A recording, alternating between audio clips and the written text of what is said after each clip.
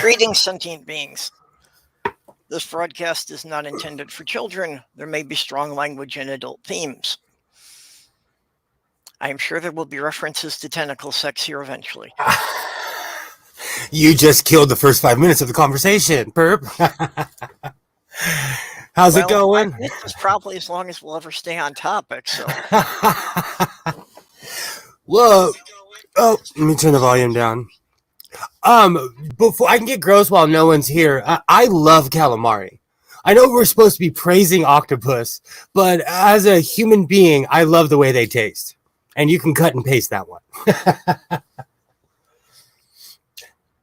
I've never cared for the texture, so. Really? I am obsessed with fried calamari. It's one of those bougie restaurant things, you know. Mm-hmm. I actually remember the first time I had it. You know, when I was a kid, seafood was way cheaper. Like you get a giant bushel of clams, you know. Now you need to take out a loan. That would depend where you live. Very true. Okay, we have Ellie in the side chat. Hey. So, another inappropriate thing, when I have a girlfriend, I've been known to be an octopus, or AKA handsy. Jenny's not here to laugh at that one. Yep. Yeah, Jenny must have dozed off, otherwise she'd be in here by now. That's what I figured. But like I said, I think a lot of people still are not realizing that I'm starting 2 hours earlier or so. Where are you? Oh, there you are. Yeah, bud. Oh, here we go. So, I have a few questions. Where do you find these international days? Hey, Steele! Hey, Steele. Oh, in the Southern Hemisphere globe head. Hey. Whoa. Sal, I would send you links, but I still can't DM you on Twitter. It still won't let me.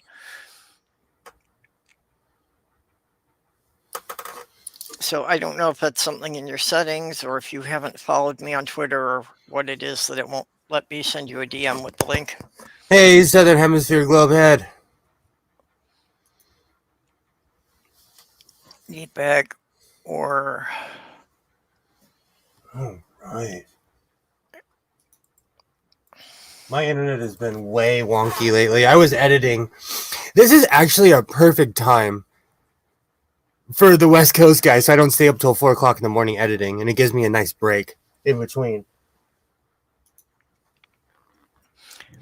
Yeah, I know you're 2 hours behind me, so... This is always that, like, weird witching hour where I'm doing something. So it's good to relax.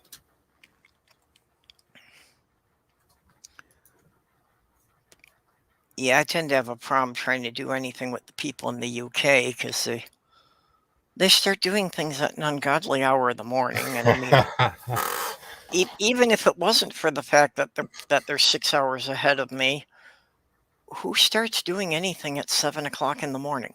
Oof. That's my son's school recently found out I'm not the most presentable at 7:45 in the morning. Hi, Jenny. Hey, Jenny. Hi. You missed my joke about how I'm kind of an octopus when I'm in a relationship because I'm handsy. I'm sorry, I don't get it. Jenny just woke up. Someone get her some coffee. Yeah. You know, handsy, octopus. Okay. No. But, you know what? Okay, I'm going to introduce you again to California lingo. If a woman says, "Hey, that guy's an octopus," that means he's handsy. Oh, okay. I didn't know. That means that was not strictly a California thing. Because I have heard the reference before, but I'm getting dumber as I get older. By the way, it's I can't help it. It seems. No joke. I feel the same way.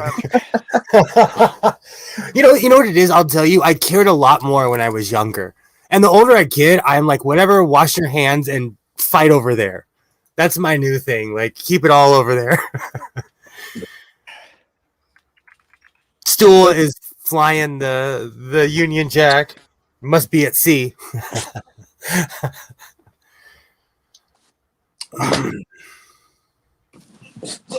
Oh, what did everybody do today? Well, I am going through the 7th grade again because Isaiah is homeschooling. Oh, okay. Yeah, and we're doing great on everything except for math. I'm sorry, that's too easy. I was going to say something I shouldn't. Do you know what's really funny? Junior high was a bit of a nightmare for me. Yeah, I can be. So at moments I get semi like flashbacks of 25 something years ago, And I'm a bit of a pirate. So my son looks at me like, are you really holding me to a schedule? Like he's shocked at how responsible I am. But somebody has to be around here. Hey, Sal. Well, yeah, and unfortunately, he's got to learn it to function in our society. Exactly. And I always At tell some him. point, he's going to have to get a job, and he's going to have to get used to working on a schedule. And see, that's another thing. Like when I take him to the ranch, he knows about working hard, but like he needs somebody else to tell him what to do because he thinks he's going to be in charge forever. And the world just does not work that way. Yep. Well, that was, when I was with my ex, we had a lot of pondering about homeschooling then. And the two things I came up with that I really thought were important for them to get in the school was learning to deal with their own peers and learning to deal with an authority other than their parents. Absolutely. Both are critical for holding down a job. You could always start requiring him to wear a school uniform. Well, he has autism, so like I require him to wear clothes in the first place. Oh, okay. That's like step one. That's a good thing. If we had a naked kid running by in the live streams, I think YouTube would have canceled my channel by now. Oh, you'll know when he tries to come out here bold because I'm like I hit the mute and I stand up. I'm like, what are you doing? What's going on? No, he's really good at it. Like he's learned shame. He's learned shame without religion. Yeah. How are you, Southern Sal? I'm very good. Good morning, guys. How's it going? Well, Going okay. I woke up to a massive storm. It's lightning, thundering, raining, windy. Where? South Africa. Oh, awesome. they didn't cover that on the weather today. I'm sorry. Yeah. South Africa's so obscure.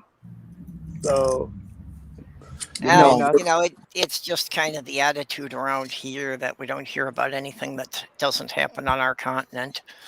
And also, like in America, we have very dated ideas of things. So when someone thinks of South Africa, they'll think of 35 years ago, 40 years ago, Well, a lot of people don't realize that, Africa is like an entire continent. Yeah, it's with huge. Lots of countries. It's not like you go to Africa and the whole of Africa is like, wild animals running all over the place and elephants trumpeting and things like that. Yeah. No, look, my country is like the amenities wise, we have it, but not everybody has it. So we have the modernity, we have modern things, but then people are still living in like deep rural areas with no cell connection and things like that. You could say that about certain Americans too, people that live out in the middle of the woods. I listened to a radio station where in New Hampshire, they found a man that was living on the edge of someone's property. He had been living in the woods for over 50 years alone, and no one knew he lived there. Wow. And they were going to evict him off the land, and they told him, you can't go. They arrested him, And they said, you can't go back to the land. And he's like, you might as well keep me in here because I have nowhere else to go, you know. But he had lived his entire adult life in the middle of nowhere in New Hampshire.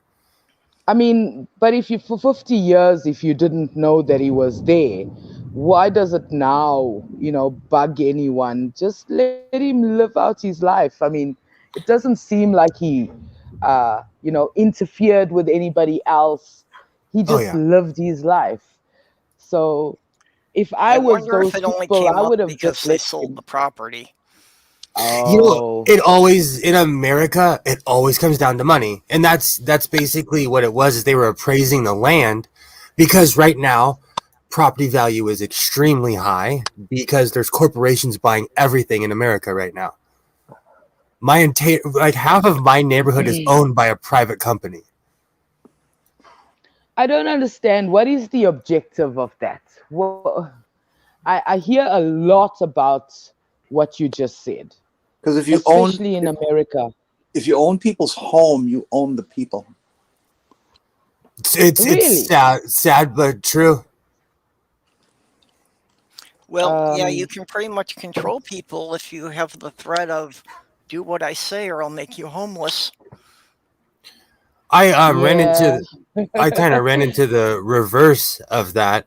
My family owns a property and literally a literal square mile on the corner. I mean, I'm not kidding you. It's squared off of the property.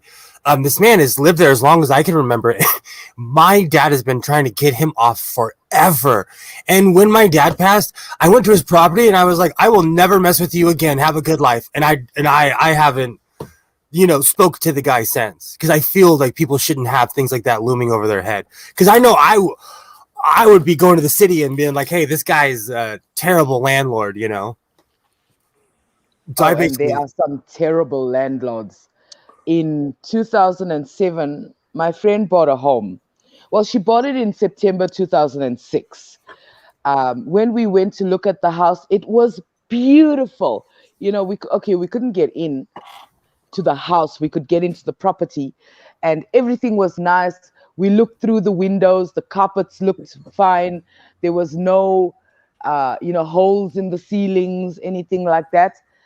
And when we were moving in March of 2007, we get to the property and there's like 30 illegal immigrants in the property, in the house, every room, the outside cottage.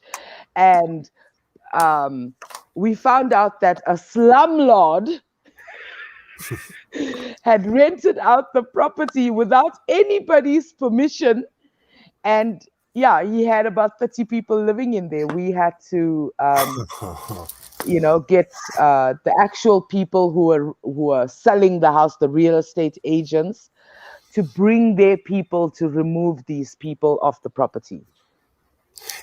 Is there like occupancy laws in South Africa, like in California? And I found this out the hard way.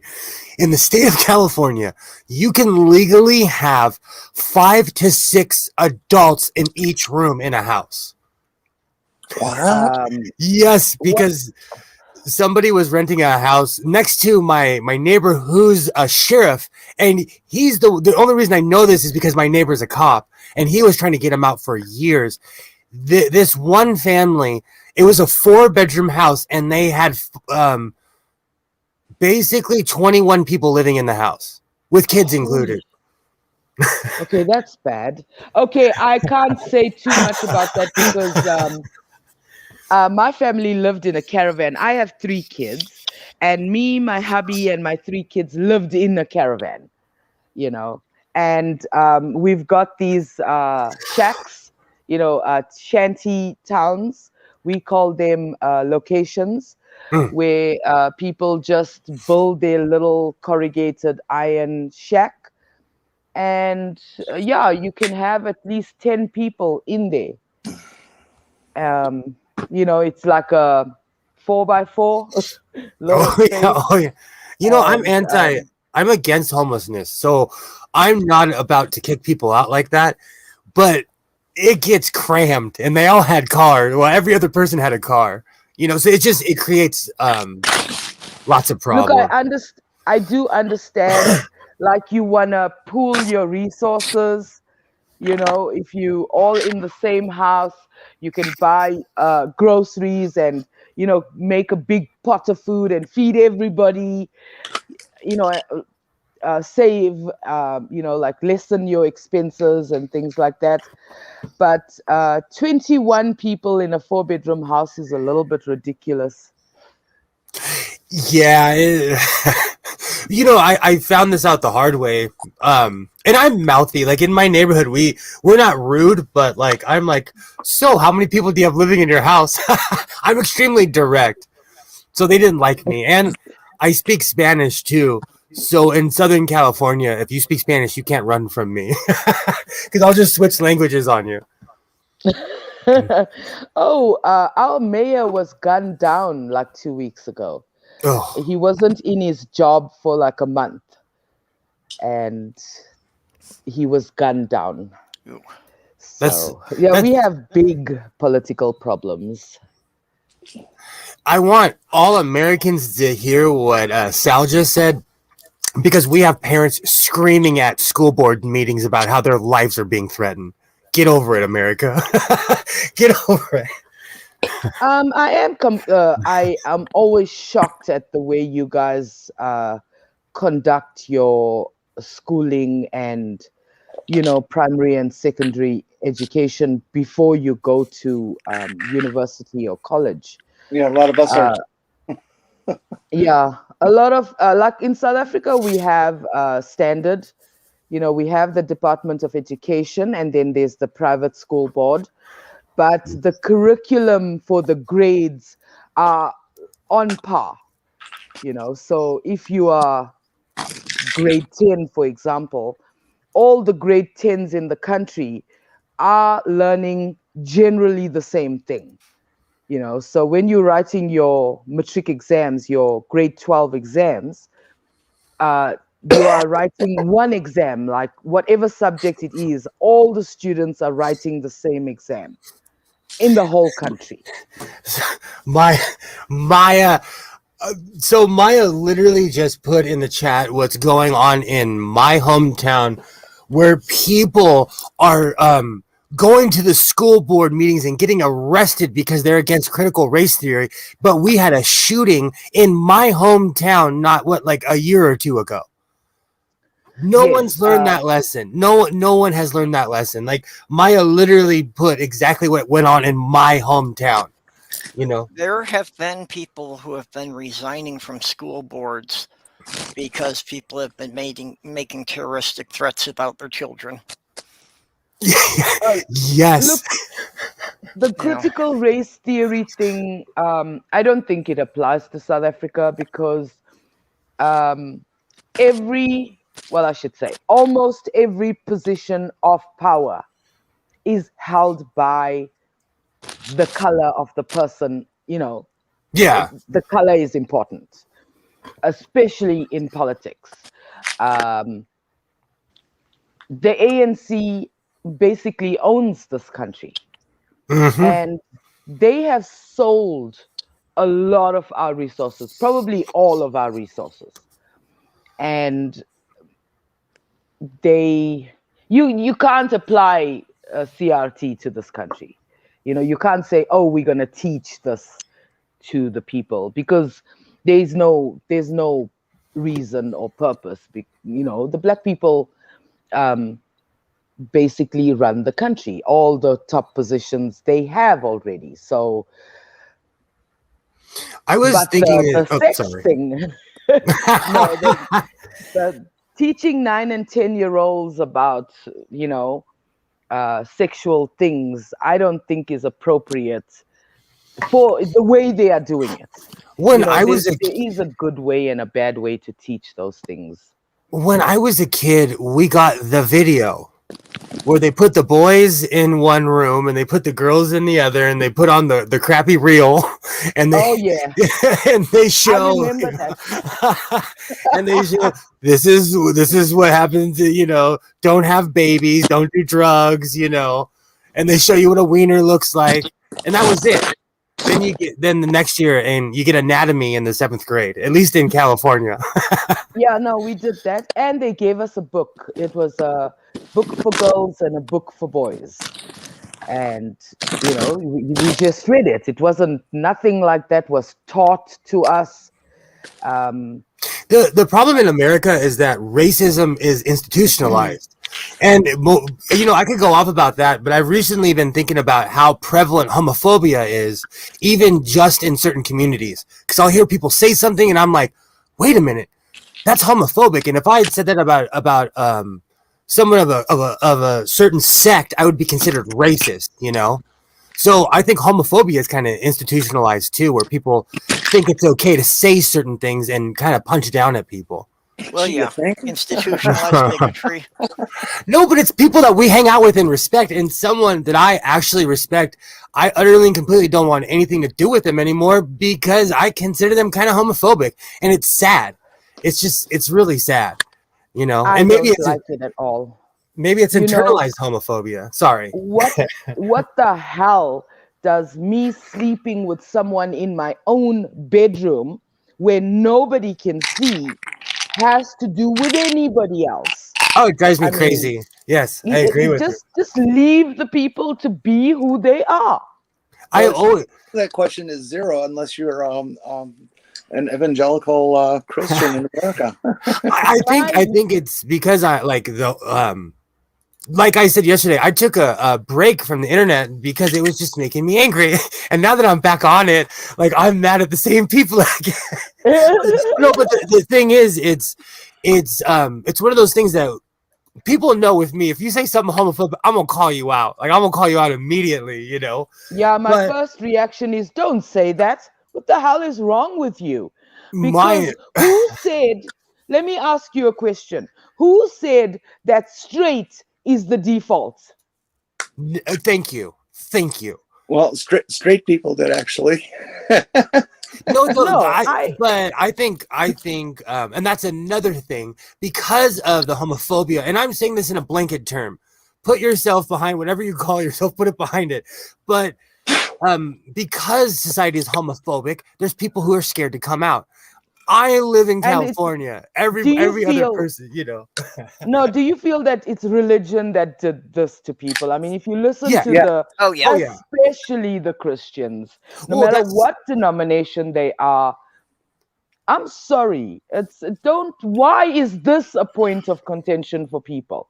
And who people are sleeping with, it should be private.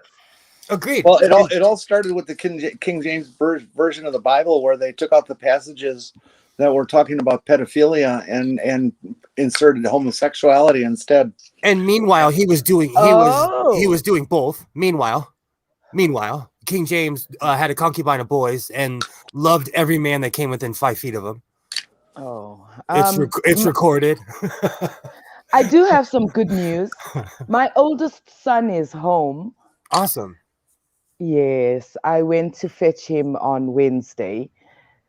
He just couldn't stay there anymore. So he's home. And my boy, I just thought I'd just mention that because it just fills my heart. The reason I mentioned him is because he came home with a stack of Bibles. He's got about five different Bibles in English and Afrikaans. And he's got a King James version, and it looks old. And I'm so happy that he brought these Bibles because I have a comprehensive study Bible. It's got 4 versions in it, and one of them is the King James version. So I want to compare this one to the one he brought, because we know all Bibles are not the same. I have a James Moffat version, which is like old school Mormon. I have a Jerusalem Bible, which comes off a tree, and it's literally made of a tree in Jerusalem, but they rewrote the Bible. I have many different versions of the Bible. So I've always kind of thought that if you're part of a overall religion, which we'll just say Christianity, as opposed to all the various sects within it, and everybody has a different Bible, and nobody agrees on what it should say. It's kind of an indicator of maybe you guys don't know what the fuck you're talking about. So And you're gonna my thing is, how can it be the inerrant word of God with no errors? Yep. you're gonna laugh Inerrant at me. and never changing. You're gonna laugh at me, but when I was a little kid, I was shocked when I discovered the King James Bible because I grew up reading the Catholic Bible. So when I had no idea the King James existed because I people didn't know the Catholic existed. I didn't know that there were different denominations when I became a Christian. I don't even remember what the church was, that I started at. Mhm. And just recently, in the last 2 years, I started learning about the actual discrepancies between the different denominations. And here in South Africa, okay, the article was written in Afrikaans, but 80, it's the Dutch Reformed Church. Mhm. 80 of them denounced the teaching of that evolution is false.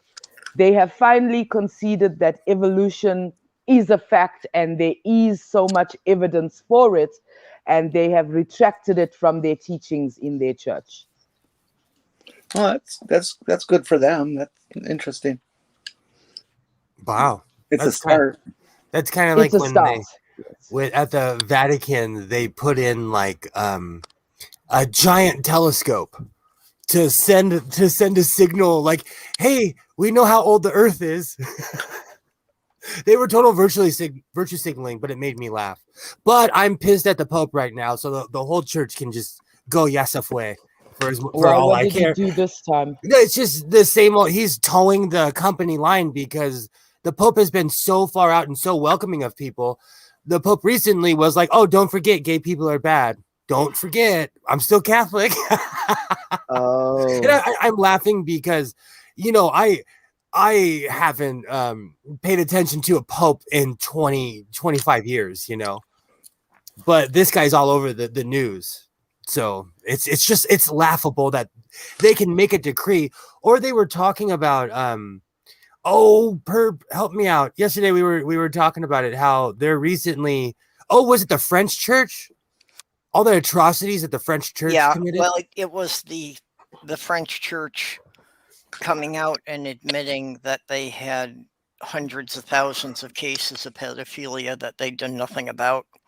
And all the Pope could say was, "Oh, with a heavy heart, I feel your pain." I screamed, "Go F yourself," so loud. My was gonna computer just say, fuck I was that like, "Go shit," fuck because yourself." because the JWs also had the Australian Royal Commission where they had to go and give evidence, and they actually argued for themselves that they have a right to not hand over the information of sexual abuse or anything like that to the police. They actually have their own records that they don't want to give to the police. If someone Australia is playing hardball with the JWs now and saying that if they don't turn all the records over, they're going to revoke their tax exempt status. Good. Yes. Damn it. Why do they get a tax exempt status when we know? It's not like we are speculating or there's conspiracies, rumors, murmuring in the background. No, we know that churches are hiding this. And why should they get a tax exempt status if they're not following the same laws anyone else would? Because there isn't any company that, given a subpoena, could say they're not going to turn over their records. They would kick down your front door, at least where I live. They'd send the FBI, IRS. They'd come after you. But there was a win. There was a win. I think it was Croatia, one of those countries. I'm not sure exactly which one. Maybe Hungary, where this guy was found to be doing something in like another church, and they didn't do anything about it. What they did was they just relocated him, and he carried on his antiques. And finally, after like about 20 years, he was caught. And they found basically 3 victims were willing to come forward. And we don't know exactly how long he was doing it, but his oldest victim was 16 years old for this case. And he was actually sent to jail for 20 years. So Good. it That's is a unlike little bit of a victory, you know.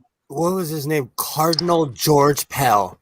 He was convicted for the same thing, and then they let him go. He was part of the Australian archdiocese, I believe. He did a couple months and then was let go. You know, parents who abuse their children go straight to jail, basically. In South Africa, there is a case going on right now where the child was sexually abused by the mother and the stepfather. And I find it difficult that there are lawyers who will defend people like this. Don't even get me started on lawyers. They are people who do that are some of the most bottom-feeding, vile human beings who have ever walked this earth. It takes a different type of person to defend a molester, a rapist, or just anyone in that area. Yes. Yeah. Look, I can't look. Everybody, look. I understand that everybody needs a defense, but when there's overwhelming evidence that this person did this to a child or another person, there must be redemption. The person who caused all these problems, even the person, the lawyer defending them should say, okay, but they say, oh, I'm hired to defend this person and I can't not do that. Yeah.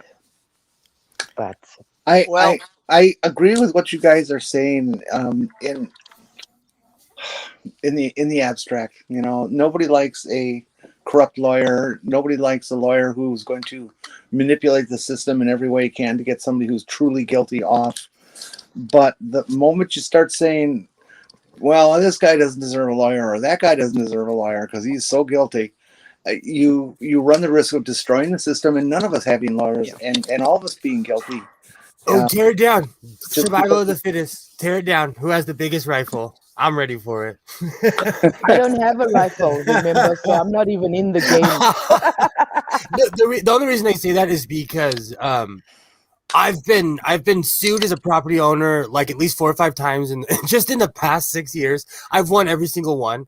I've been divorced. For real divorce? No. Why are you moving on? I want to know what you were sued for, those property things. They put a rehab next to the property about 5 miles down. 2 people broke out and broke their legs on my property.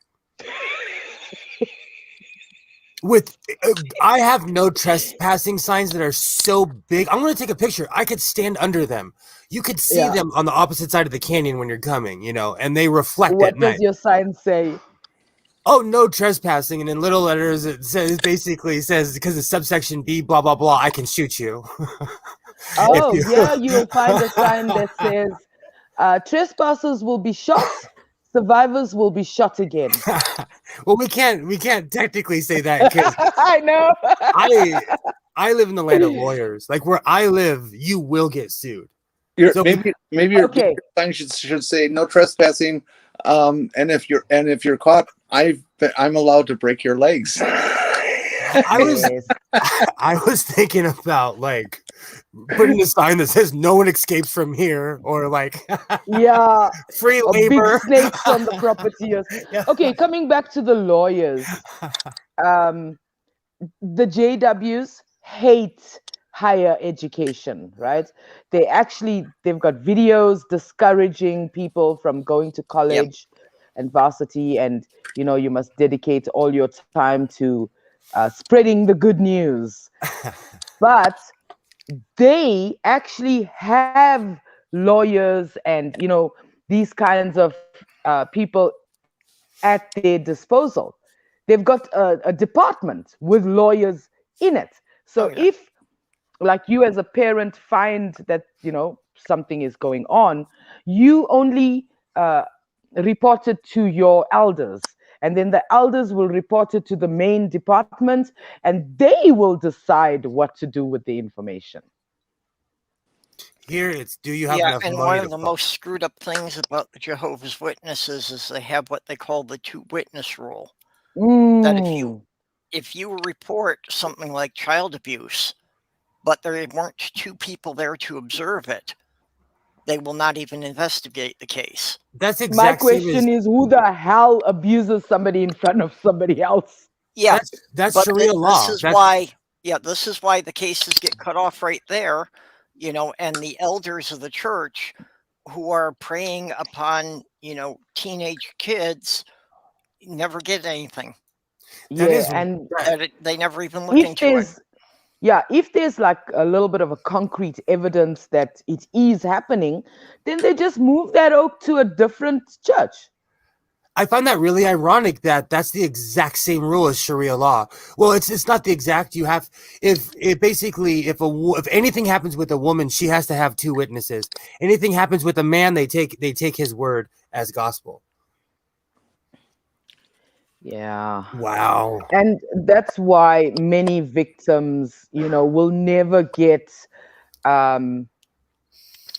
justice, if you want to call it that, or maybe some sort of help, if they acknowledge that the child was injured or hurt in some way, at least provide help, counseling and whatever help that victim needs. Well, But instead they say, oh, it's Jehovah's plan, keep Jehovah's works in mind. And I mean, they don't say anything to the abuser, but the victim must just let everything go and forgive and things like that. It's very unbalanced. well, and that's not unique to the Jehovah's Witnesses. That in the Catholic Church, if somebody confesses to the priest, then the priest will basically give him absolution after doing whatever penance, but they never even have to mention it or offer an apology to the person they did it to. And the priest legally doesn't have to tell anyone. And he'll probably do everything he can to protect the perpetrator instead of helping the victim. Yep. That's A little bit unfair. actually surprisingly not unusual. What you just said about the priest not having to tell anyone.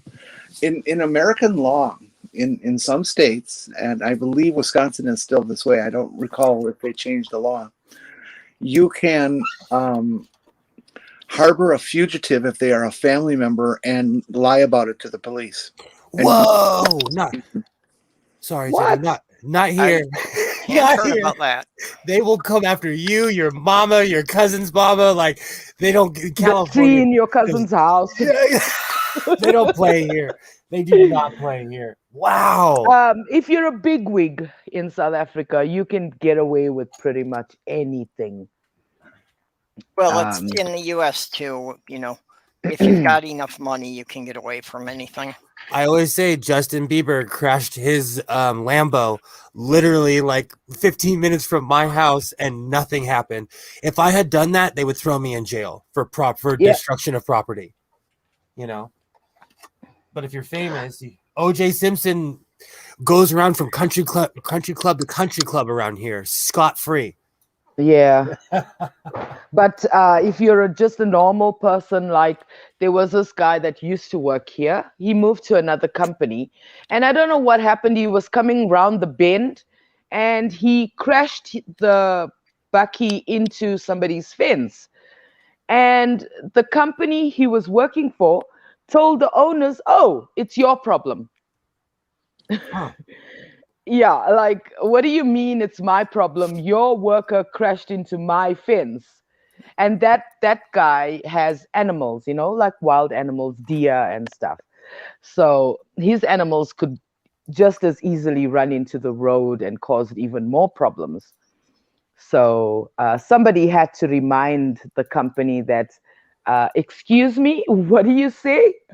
You come and fix this thing right now. And I think like within 3 hours, that fence was fixed. I would have followed them to their store and be like, someone's paying for this. Oh wow. Oh wow. Oh, it gets even worse. The minister of, well, he wasn't a minister, he was like the head of department. He got drunk one night. IPID, it's the Independent Police Directorate, like the investigating body for the police. They investigate the police. And he got drunk one night and he crashed into somebody's gate. When they went to, look at him and ask him what happened, he started just throwing racial slurs at them. And nothing has happened to him. He's actually still the head of IPID right now. Hey, That was Philip. like 5 years ago. It's been a while, Philip. Yeah, I have heard that Tesla's moving to Texas. Good riddance.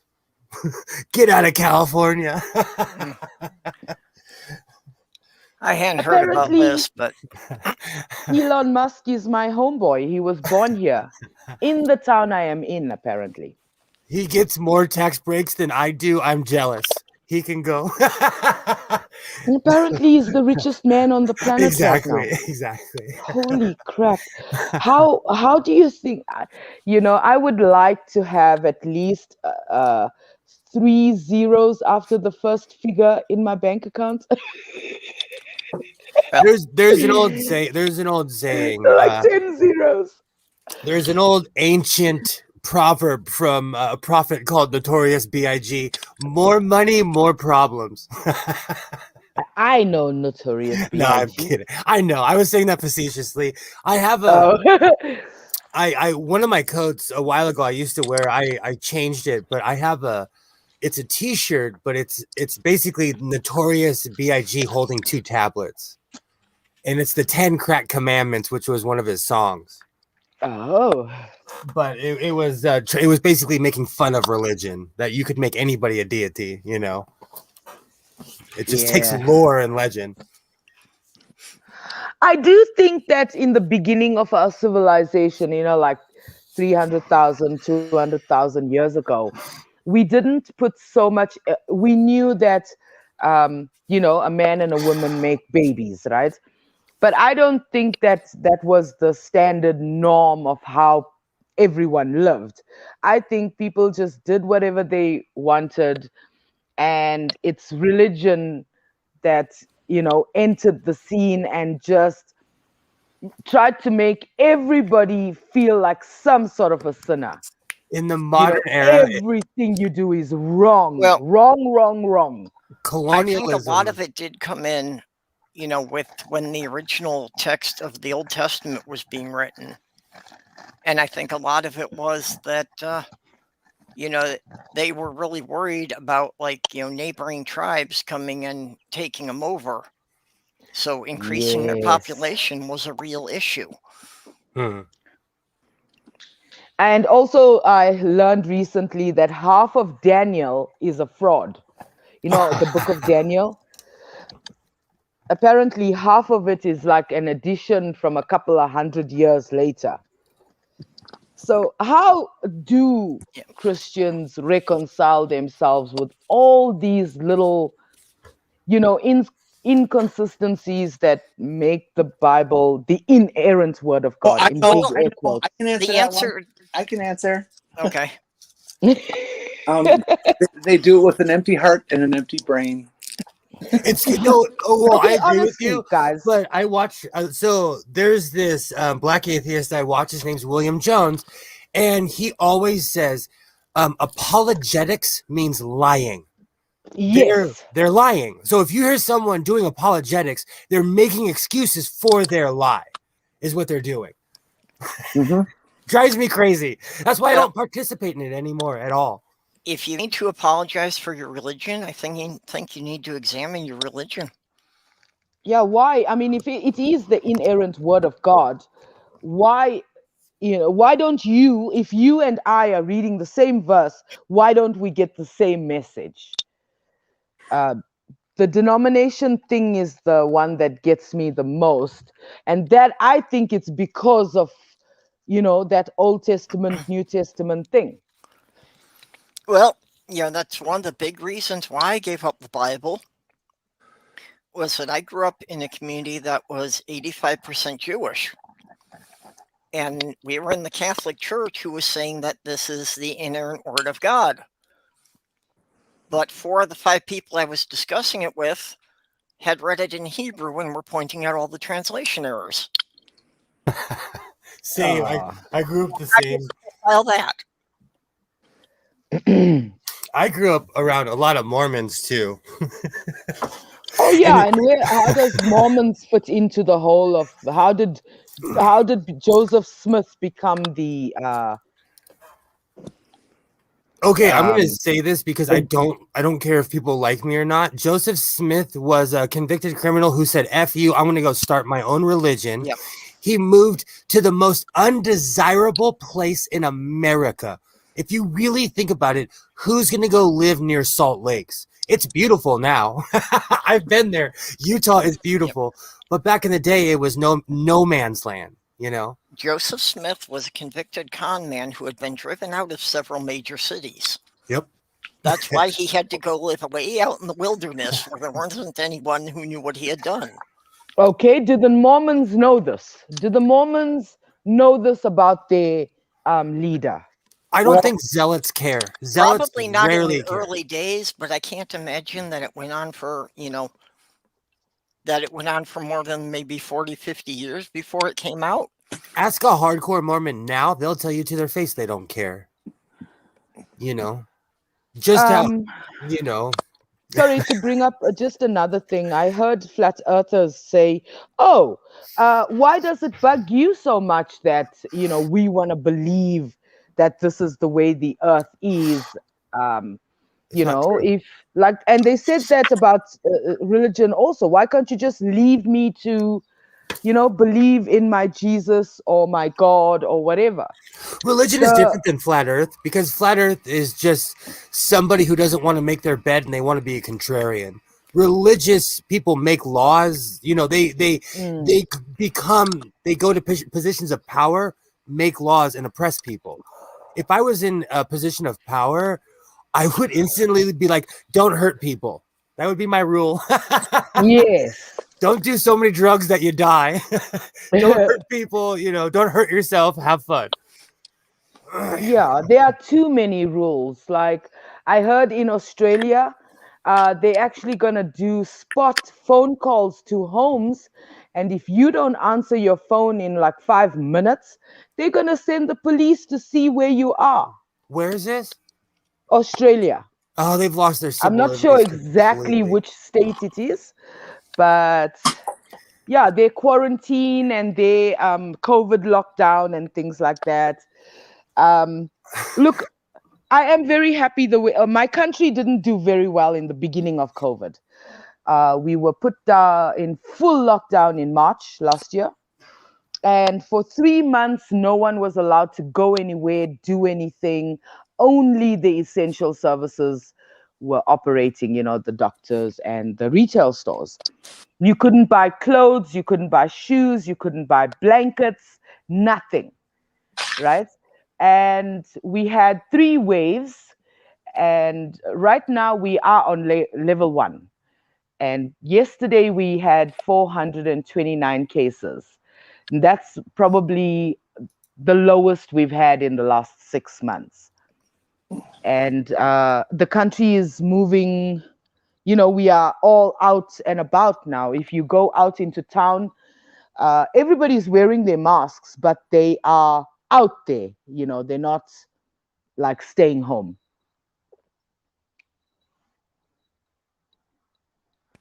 Okay, Mage is asking, what do people think of Project Veritas and Tim Pool?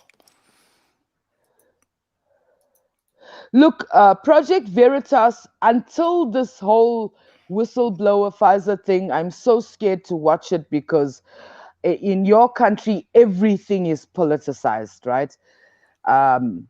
And I don't know what to say about it, because in my country we are vaccinating people, and they are the Pfizer shots here. So I don't know what to say about it. Did you watch it and gauge exactly what James O'Keefe is saying? Paul, what's his name? Yeah. James, yeah. I really don't know anything about the Project Veritas, so I can't really comment on it. I've only heard it in passing.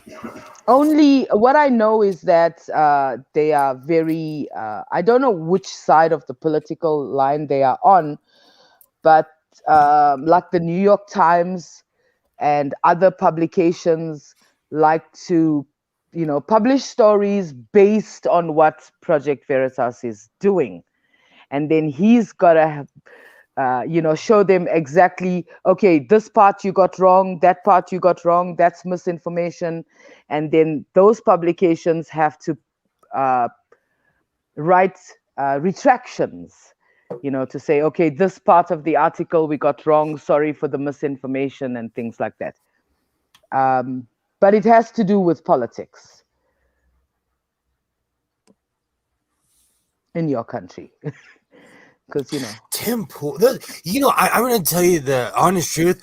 I stay away from like woo, and I'm not saying Project Veritas is woo peddlers or anything like that, but like David Icke, there was a man in the UK who was saying insane things.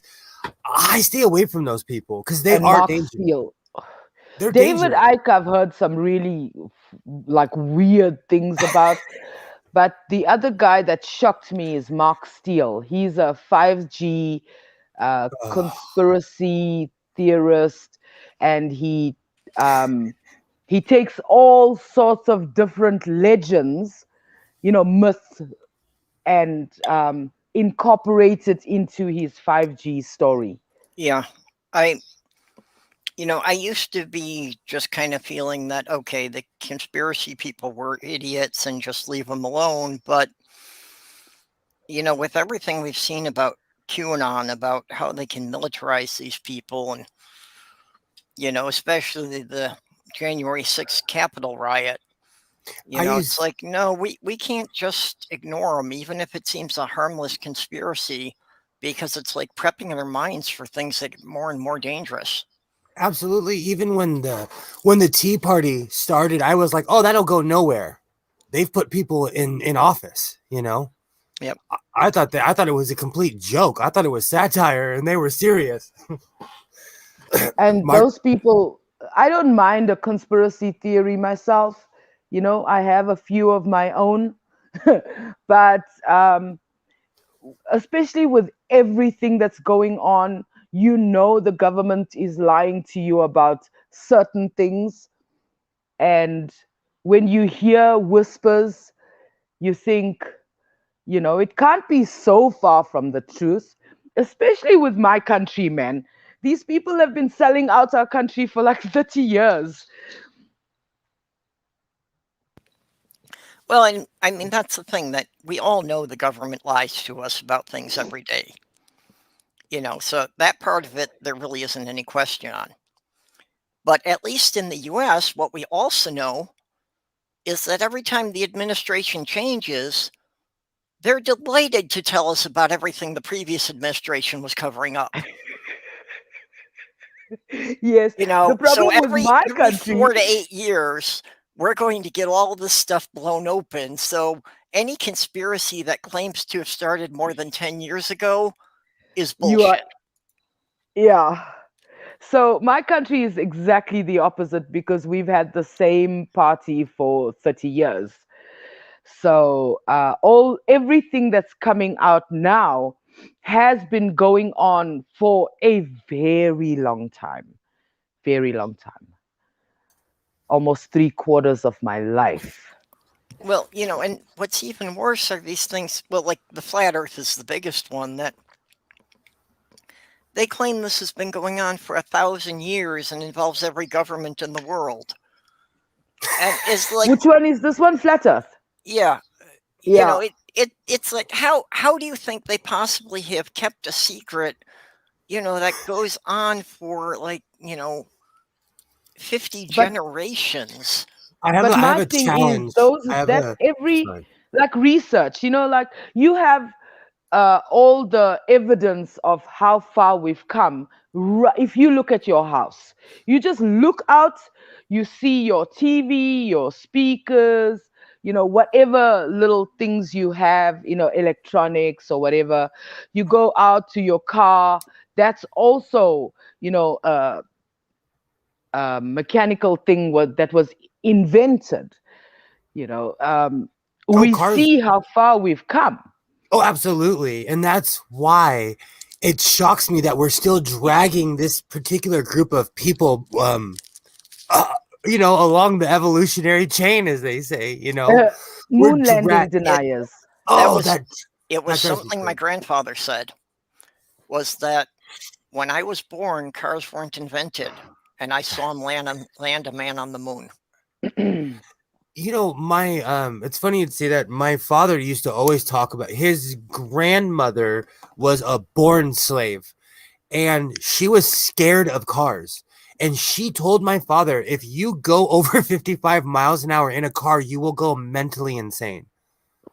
Oh yeah, there were all sorts of things back then that the human body could not survive speeds above 60 miles an hour. Exactly. That if you went a mile a minute, they were saying like your body organs would liquefy. Very tuny. And now we've got people traveling around the earth at 17,500 miles per hour. Yeah, that we've got planes that can fly at like Mach 8 or something. Get on any Yeah. freeway. Get on any freeway in Los Angeles. We're doing 65 to 70. And I could Miles. tell. Oh, we fly. Our speed limit is 65 miles an hour. What's that, like 110 kilometers? 110? Our freeway speed is 120, and the road that I live on is 100. So we're probably around that. I gotta. It's been a while since I've looked at the gauge, because in LA we drive like idiots. We Okay, drive like also the complete. new cars. The new cars, you can't really feel that you're going so fast. Back in the day, your car would make funny noises, and you can't, like, the windows won't be closed properly, so you're barreling down the highway, and you can feel how fast you're going. But these days, the cars are so smooth, and Oh yeah. yeah, like Yeah, well, I had a 1983 Ford Ranger, and at 70 miles an hour, the car felt like it was going to start coming apart at the bolts. at the 100 rattling. kilometers, 100 kilometers is 62 miles. Okay, Oh, so we started like our speed limit's 65, but most people go like 80 here. Unless you can tell when there's a cop on the highway because everybody's going the actual speed limit. See, we do 80 miles an hour on two-lane state highways overlooking a bluff a few hundred feet up with no guardrail. So 80 You big deal. You literally just described one of the scariest moments of my life. When I was a little kid, I thought my dad had a Chevy Vega, and Oh no. that was his Porsche, and the man could afford any car he wanted. He drove that thing literally until it exploded and got set on fire. but he was doing 90 in a canyon by my house. I remember looking out the window and being like, I'm gonna die wearing a Boy Scout uniform. It's funny the things that run through your brain when you're scared. Well, I once got my mom's 64 Chevy wagon up to 95.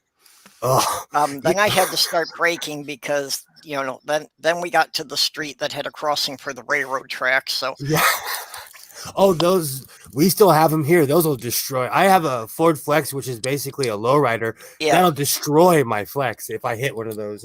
honestly, if I'd had another quarter mile, I'm sure I could have got it over 100.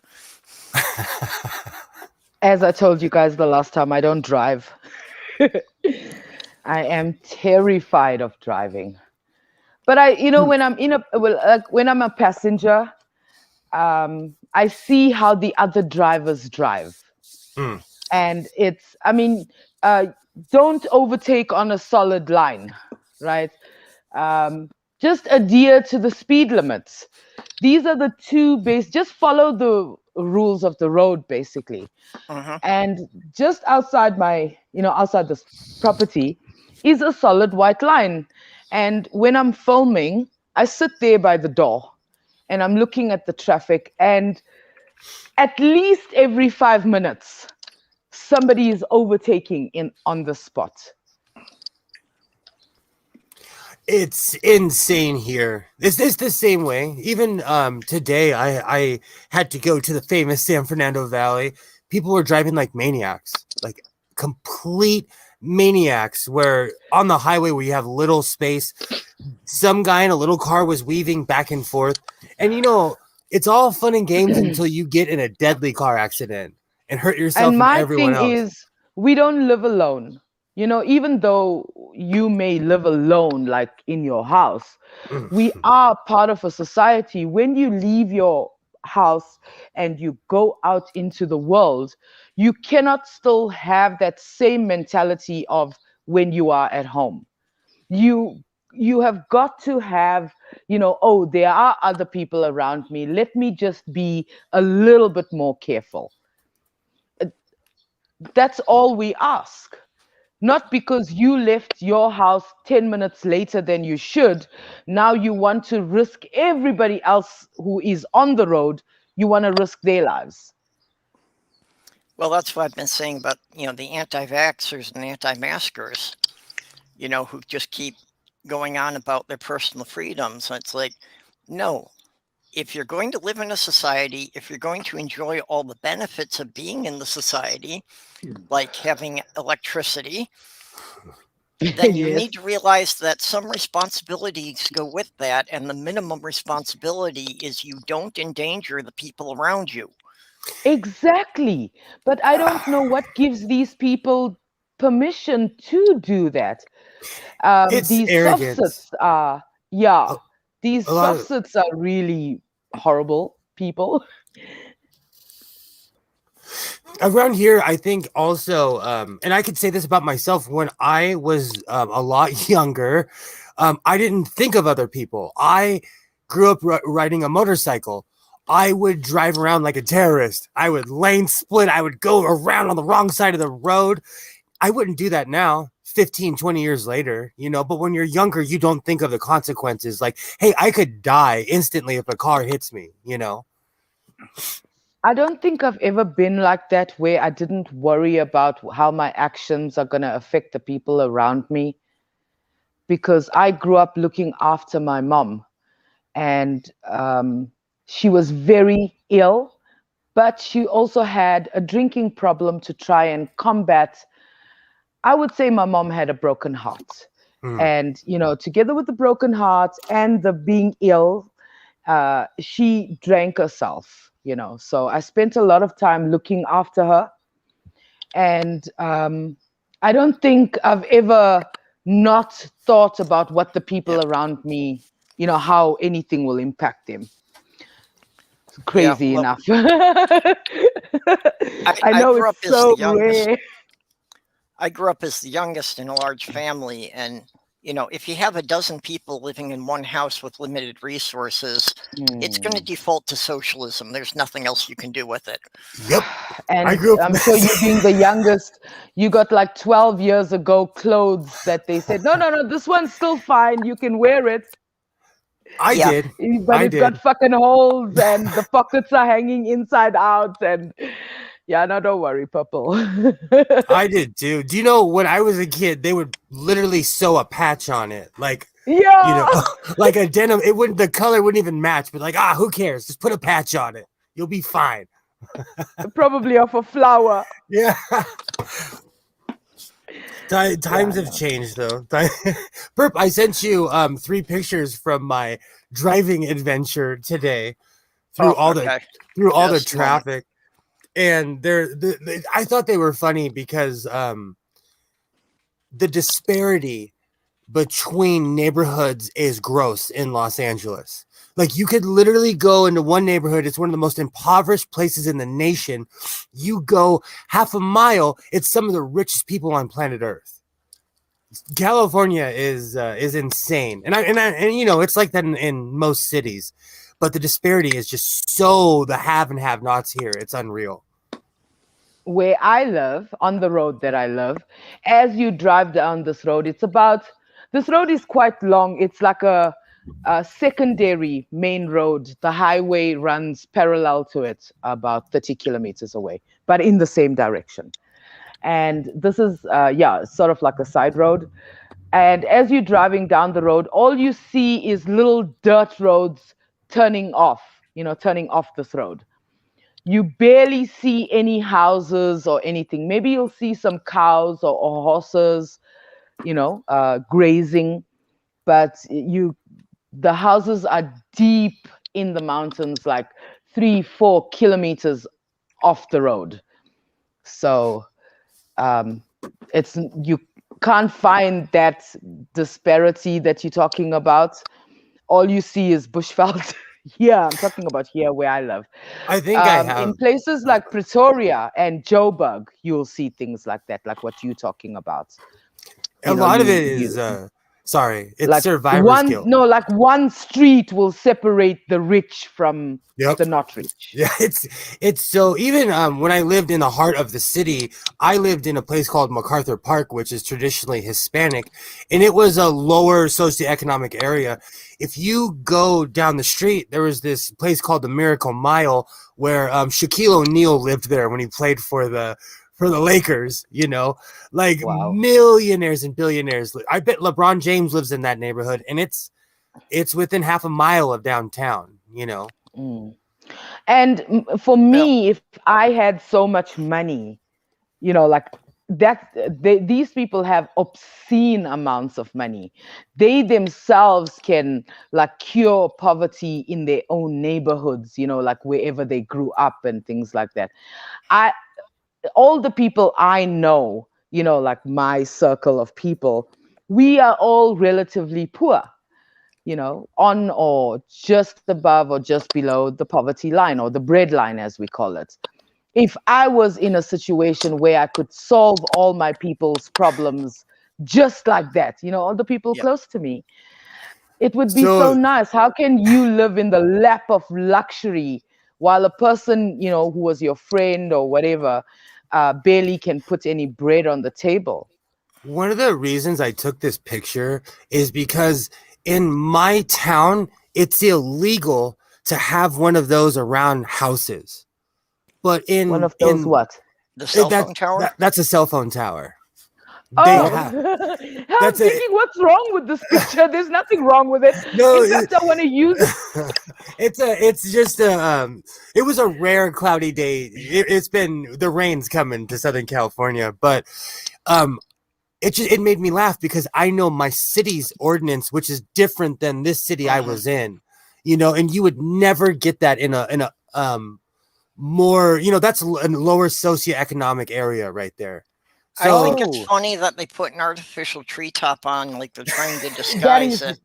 And then they put the cell phone antennas all around it so you don't even see the artificial tree. Those are everywhere. And they're green. Those antennas are green. And we're always like, man, just put the antenna up. We know what they are. Because there's one in the McDonald's parking lot across the freeway from my house. So this sign had me giggling because it says not your ideal roommate. And they're basically saying, like, don't get in a fist fight here because you'll go to jail. Don't be dumb. But they're telling people, like, hey, people go to jail here in California. Like California's no joke. And people come here thinking that it is. And that is my reminder that palm trees are not indigenous. Palm trees are not indigenous to Southern California, but they're everywhere. I'm seeing some chemtrails there. You better be careful. They're trying to poison you. Did you see any airplanes? Actually, that's by the airport, so I saw a ton and helicopters too. I love that. Where my mom lives in Upper Michigan, and basically the Upper Peninsula of Michigan is all rural. There really isn't a city up there. But on her road, it's kind of funny because the guy who's living off a military pension makes him one of the richest people in the area. Oh, wow. So literally, his house is referred to the one on the road with the concrete driveway. Wow. Okay, is that how rural that place is? Yeah, he's the only one who could afford to have concrete going up to his house. Wow. Oh, that's funny. That Well, yesterday I went to apply for my ID. We have the smart ID now, with the microchip in it. You don't need an actual. It's not a book. I had an ID book before. So we drove about an hour to get to the place. And we just drove through rural country, like no houses, or the houses are like beyond view, just fields and fields. And we drove through about, it was about an hour, and we get there, and it's a town, you can call it a town in the middle of nowhere, and it's buzzing with people, traffic. Like you can barely just cross the road because there were so many vehicles. I was actually quite surprised that, like in the middle of nowhere, away from a major city, and it's life. It's lively. That's the one thing I miss about living in the heart of the city is that it felt like there was always a party going on. There was always people. There was always something going on. I live in the suburbs. It gets quiet around 7 o'clock at night around here. Literally. Before we moved to this side into this quietness, I was in one of the main roads leading into Johannesburg city. It was the bus route, the taxi route, and the traffic. And the whole little neighborhood was actually taken over by Nigerians. So there were Nigerian dealers on every corner, and below, we lived on like the first floor. Below was Eritreans that owned the corner shop, and Ethiopians who owned. And then across the road was Nigerians. And it was party the whole night for them, because they were dealing drugs. And there was a pub. And even though you have to stop selling booze at 2 a.m., these places would stay open all night with the loud music. And yeah, it was hectic. It was really hectic. I'm laughing because I know quite a few Nigerian people, and they're fun. Yeah, look, we managed to make friends with the Nigerians because we were basically, even though it's South Africa, it was their neighborhood. They had like taken over it. Mm-hmm. So I was very lucky. They loved my kids. So I'd send my kids downstairs to the shops, to buy the bread and milk every afternoon. And my kids, the first time they came back with a packet of chips, a chocolate, and a little cold drink for each of them. And I went ballistic because Nigerians do have the reputation of turning your kid into a mule. Yep. Or a gopher, Yeah. So both my hubby and I blasted down there into that pub, and we made a scene like, what is this? We wanted to know.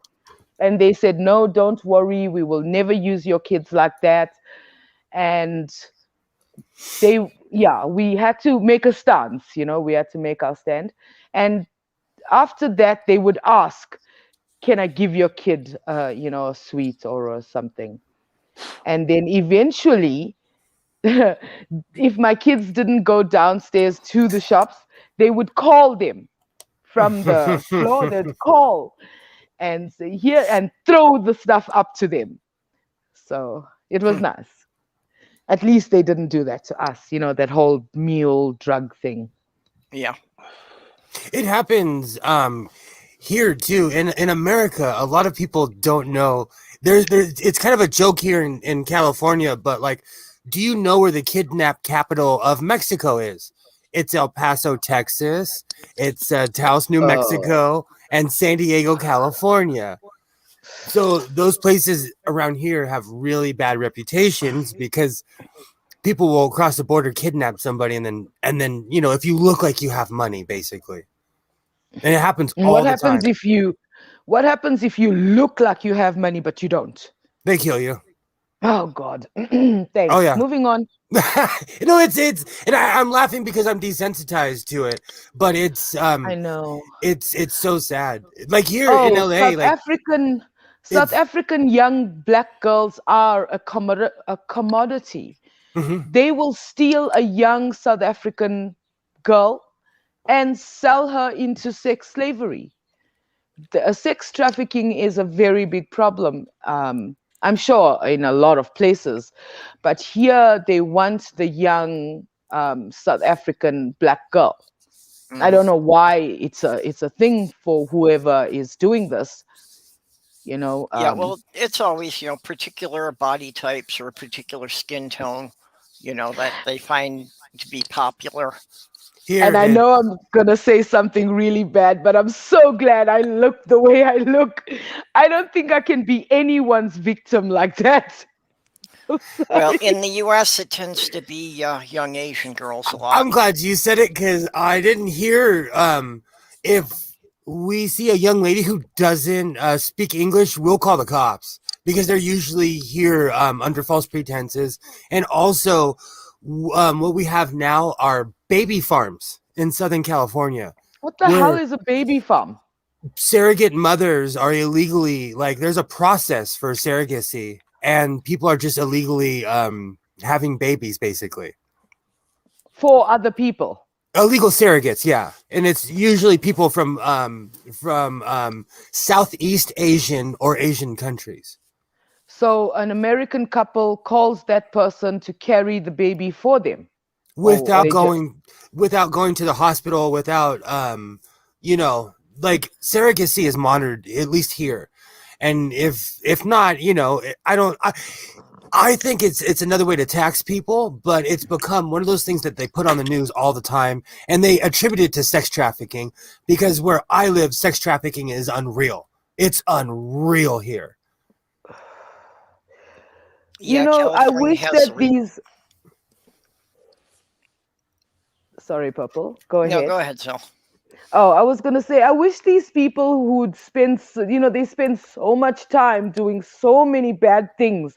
If they just spend half the time doing good things for people, imagine how much better life would be. Why? I say that all the time because I work for a charity, and I'm like, so on the weekends, I always think, you see all these people walking around doing nothing. If I got 40 of them to help me, we would solve the homeless problem, in 2 years, because then we get 40 more, and then you get 40 more, Yeah. But I mean, if you think about the people who are selling drugs or, doing this to the young girls and boys, if they just spend half their resources actually trying to solve some of, do what you do because that's what you want to fucking do, but spend some of your money doing something good to offset the bad things you are doing. You know what I mean? Oh, I know that it sounds stupid what I'm saying, but just to offset the problems that you are causing, just do something good on the other side. Go fucking give grocery donations to the homeless shelters or something. I hate to sound like take. I hate to sound like the old guy, but when I was younger, there was rules to piracy. You didn't mess with old ladies. You left women and children alone. You left non-combatants alone. And it just seems like that doesn't happen anymore. So there's more chaos. I was shocked to find out that there is a 35 to 40% increase in Hollywood for violence and people robbing people. I go down there with my kid, man, no one says a word to me, Yeah. But it's become even more violent, It's sad. And I also, back in the day, I used to say, okay, if you want to rob somebody, rob somebody who's worth robbing, that if you steal that, $1,000 or whatever, that person is not going to the whole family is going to go hungry for the next fucking 2 weeks. Yeah, you that's know? somebody who's not going to wind up homeless because you took their rent money. Yeah, Yeah. exactly. And Or the you're old fucking ladies, she's looking after her grandchildren, and you fucking go and rob her just after she took her money from the bank. I don't understand. Just go and, yeah. and to Please, I'm answer not condoning these things. I'm just saying that if you want to do it, choose the proper targets. Yep. When Aunt Jur said that I'm gonna solve homelessness with a pyramid scheme, if it would work, I would do it. I'd go full Don King. Like, if it works, I would do it. Yeah, I do have to say that I have somewhat situational ethics that, I wouldn't do anything that is harming a particular individual. But if it's just ripping off a corporation, yeah, I'm not quite so worried about that. Same. Yeah, that's exactly what I'm saying, Don't just go rob the old ladies and fucking steal a child's bike or something. On a low level scale. If it's a faceless corporation that nobody's going to take responsibility for any of the actions. When I was I worked in good old Portland, Oregon. I worked at a Carl's Jr. Forever ago, literally like 20 years ago. When I became manager, on my first day, I lined everybody up and I was like, look, we're going to stop paying for food right now. And everybody gets an extra 5 minutes on a smoke break, because that was my habit. I didn't see why. I was literally giving my youth to this heartless corporation, and I had to pay for food. And I was there 12 hours a day, every day except for Sundays, at 23 years old, So when I became manager, I was like, no one's paying for food anymore. And they loved me for it. And what bugs me is that, like, especially the retail stores here, they will post their annual, yearly, the yearly earnings, and it will be like 1.3 billion or, 2.5 billion. And that's their net profit. Like, what the fuck you want to do with billions, man? And you're paying your cashiers and your workers peanuts. They can barely, make ends meet for their family, and you are posting billions in net profits. Well, okay, something that most people don't get in the US, we refer to Black Friday. Oh, and yeah. I think now, most people realize that Black Friday is the day that the stores have, basically covered all their expenses for the year, and anything after that is profit. Purple, Okay. that is so strange that you are saying that, because I was saying that we also have Black Friday. Hold on, though. Hold on. The part of that most people don't get is that Black Friday is the day after Thanksgiving. So it's somewhere in the last week of November. Mm-hmm. But when they say they've covered their expenses for the year, they're talking about their financial year, which usually starts in the middle of October. Mm-hmm. So in just over a month, they've covered their expenses for the whole year. Exactly. So, wait, your financial year starts sometime in October? For most corporations in the US, it starts in October. Yeah. Oh.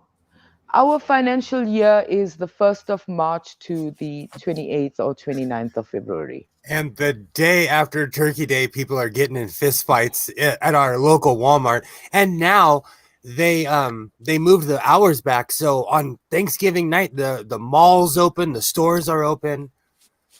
Yep. Oh, so immediately after you filling your belly, you can go spend some more money in the shops. I'm always so passed out by 4 o'clock in the afternoon anyways, because it's just a morning of cooking and anxiety anyways.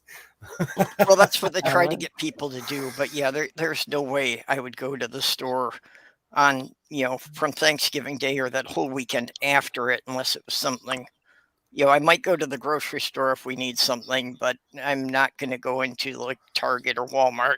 4 years ago, probably 5 or 6 years ago, an ex-girlfriend of mine convinced me to take her and Isaiah to the mall after Thanksgiving. It was one of the most chaotic things I'd ever seen.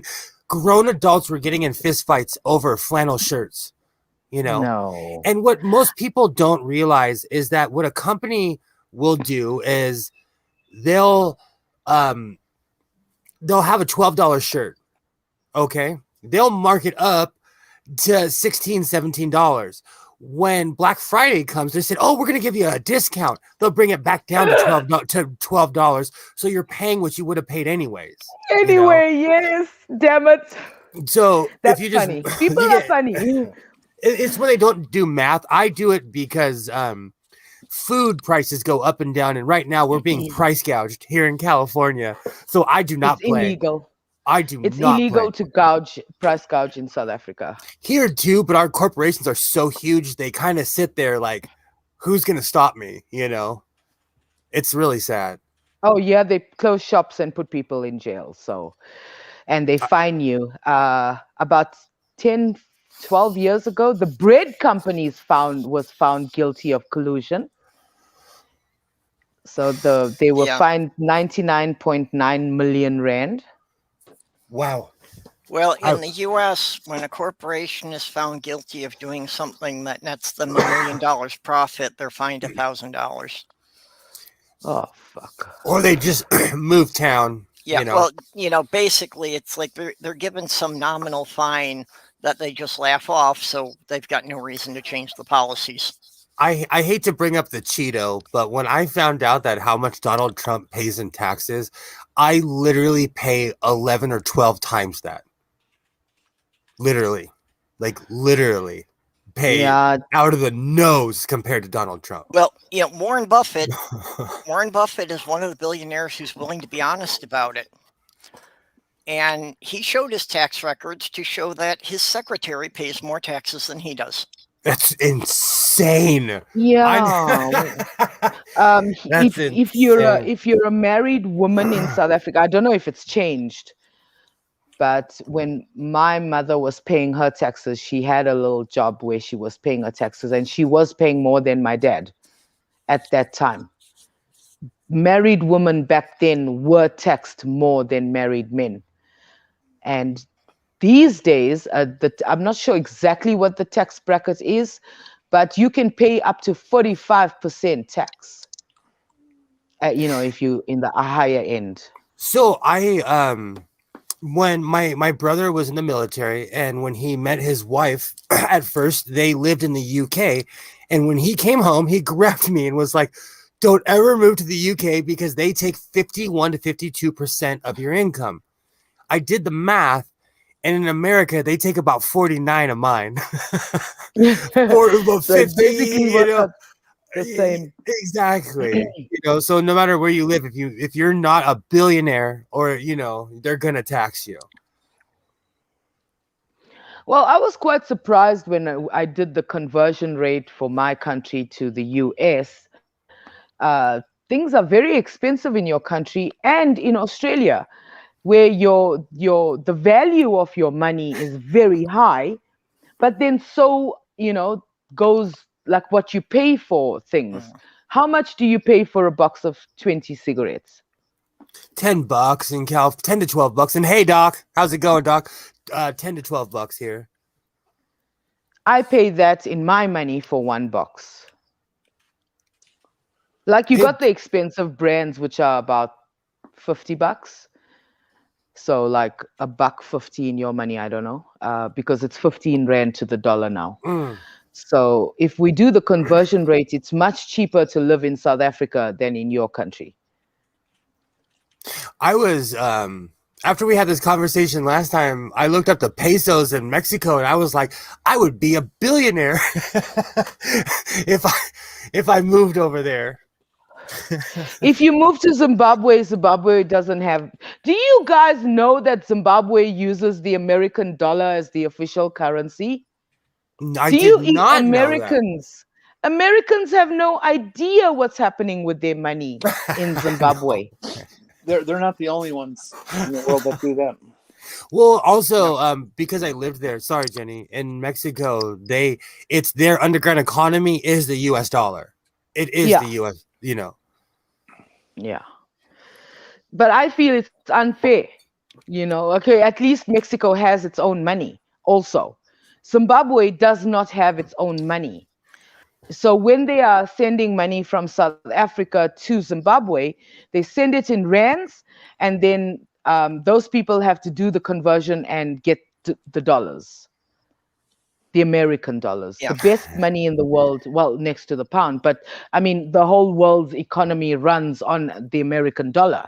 Everything is calculated, like gold and Yeah. Well, I silver know and there are a number of small countries who have just decided that it's not worth the expense of printing their own money, so they'll just use the American dollars. Crazy. yeah. Yeah, well, my country's money is not even made in my country. So take that, America. That's all right. Like, I always laugh at all these patriotic people that fly all these flags. Most of these people get their flags from like the Dollar Tree, the 99-cent store. Those are made in China. China, yes, that's Like, oh my God. during the month of July, my neighborhood is lit up. Like, people line their houses with flags. They'll put pennants and banners out, and I'm like, all of this stuff was made in China, guys. And Yeah, it's come bad on. enough when they're doing it with the American flags, but almost all of the MAGA gear, all those MAGA hats were made in China. I was screaming at my It's so television. disgusting. And It's disgusting. Donald Trump, we used to say this about George Bush. George Bush was like a pimp. He would walk up and tell you what he was going to do. And Donald Trump was the same way. He was like, you're going to buy my crap. It's made in a foreign country. Go USA.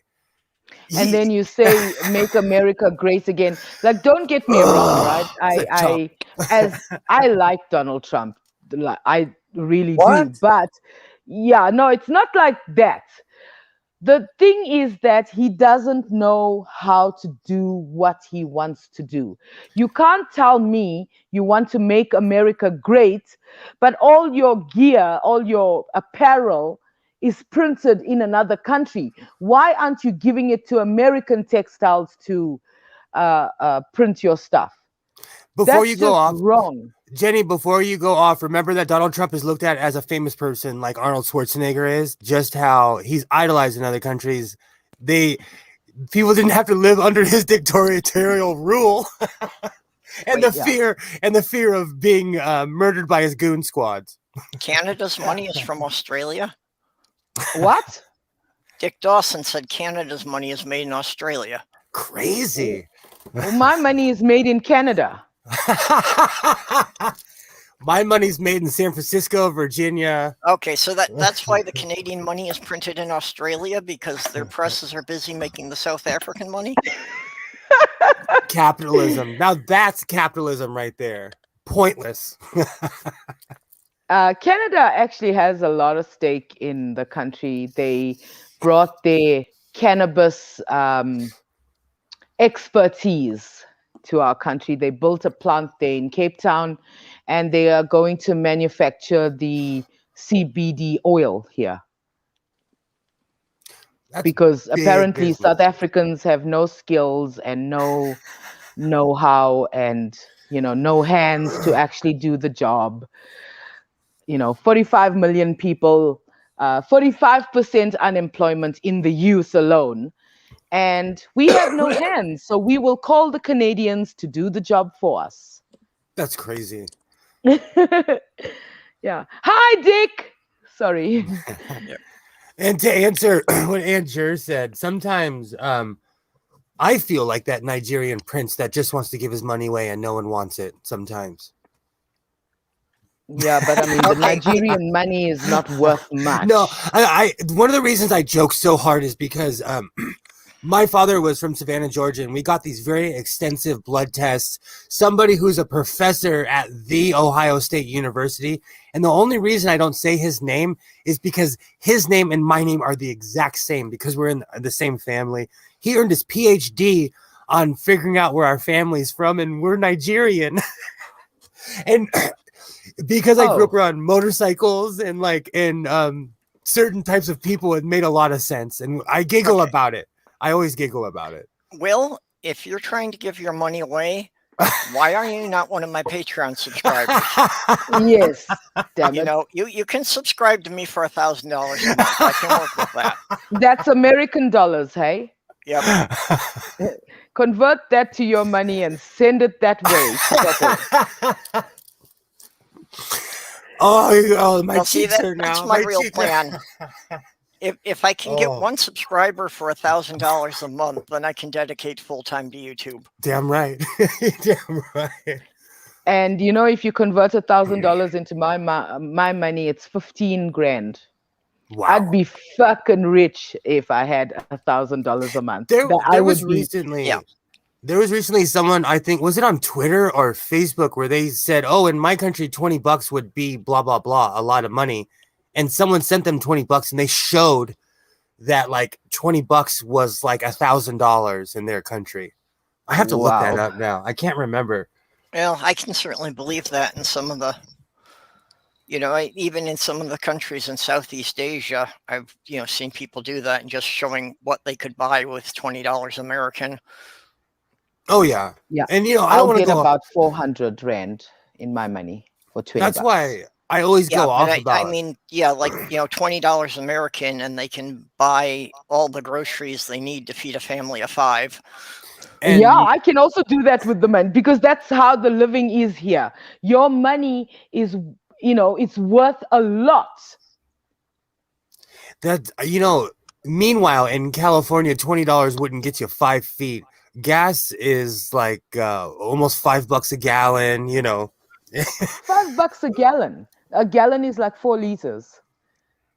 It costs me. I have on the weekends I drive my Ford F-150, and last weekend it was 178-ish to fill both tanks. Yeah, Will, you can't complain about gas prices if we got people from other continents. It's true. That's 'Cause true. people, No, you're complaining about $5 a gallon, and people in Europe are paying more than $5 a liter. no. Stool told Okay. me to piss off one Yeah. time because he did the math. He was like, "Wait a minute, get out of here! Like Yeah. we're paying way more than that." Yes, you are. Hey, But let me tell you this. This past Wednesday, they put the price of petrol down. So the previous month, September, they put it up by like 90 cents. They put it up, right, by 90 cents or so. And this past Wednesday, they put it down by, are you guys ready? 1 cent.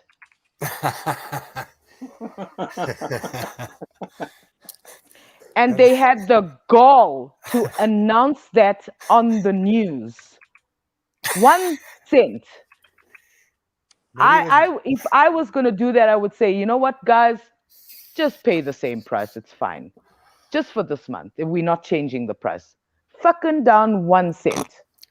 Maybe it was a slow news day. We have a lot of those around here. When they're talking about famous people, we know nothing noteworthy happened that day. Oh. Do they sell gas in your country for like, I'm just going to make up a number, 50.9 cents a gallon? Petrol in my country, it's petrol and diesel, and it's sold by the liter. And I think now it's about 16, 17 rand a liter. No, but Yeah. what I know is here in America, if I go buy a gallon of gas, like right now today, it will be $3.9 9.9 Yep. Yeah. Well, that's a No. holdover. Yeah. No, everything is rounded to the previous. Like if you're gonna buy something for $9.99, then it's rounded to $9.90, and you get your 10-cent change. Yeah. I was in the Yeah. car business for like 40 years, and I have never heard anybody explain to me correctly or understand why we are charged 0.9 cents for gasoline. Well, I back don't in the know why. 60s, when gas was less than a quarter of a gallon, it wasn't always a 9. That sometimes it would also- be 23.6 cents a gallon or 23.8 cents. Yeah, in California, But it's, yeah, that hasn't happened since the 70s, so we should have But gotten rid that of the was- fraction. Yeah, I think that was probably because we had a 0.5 cent coins back in the day. We had a 0.5 cent and Yeah.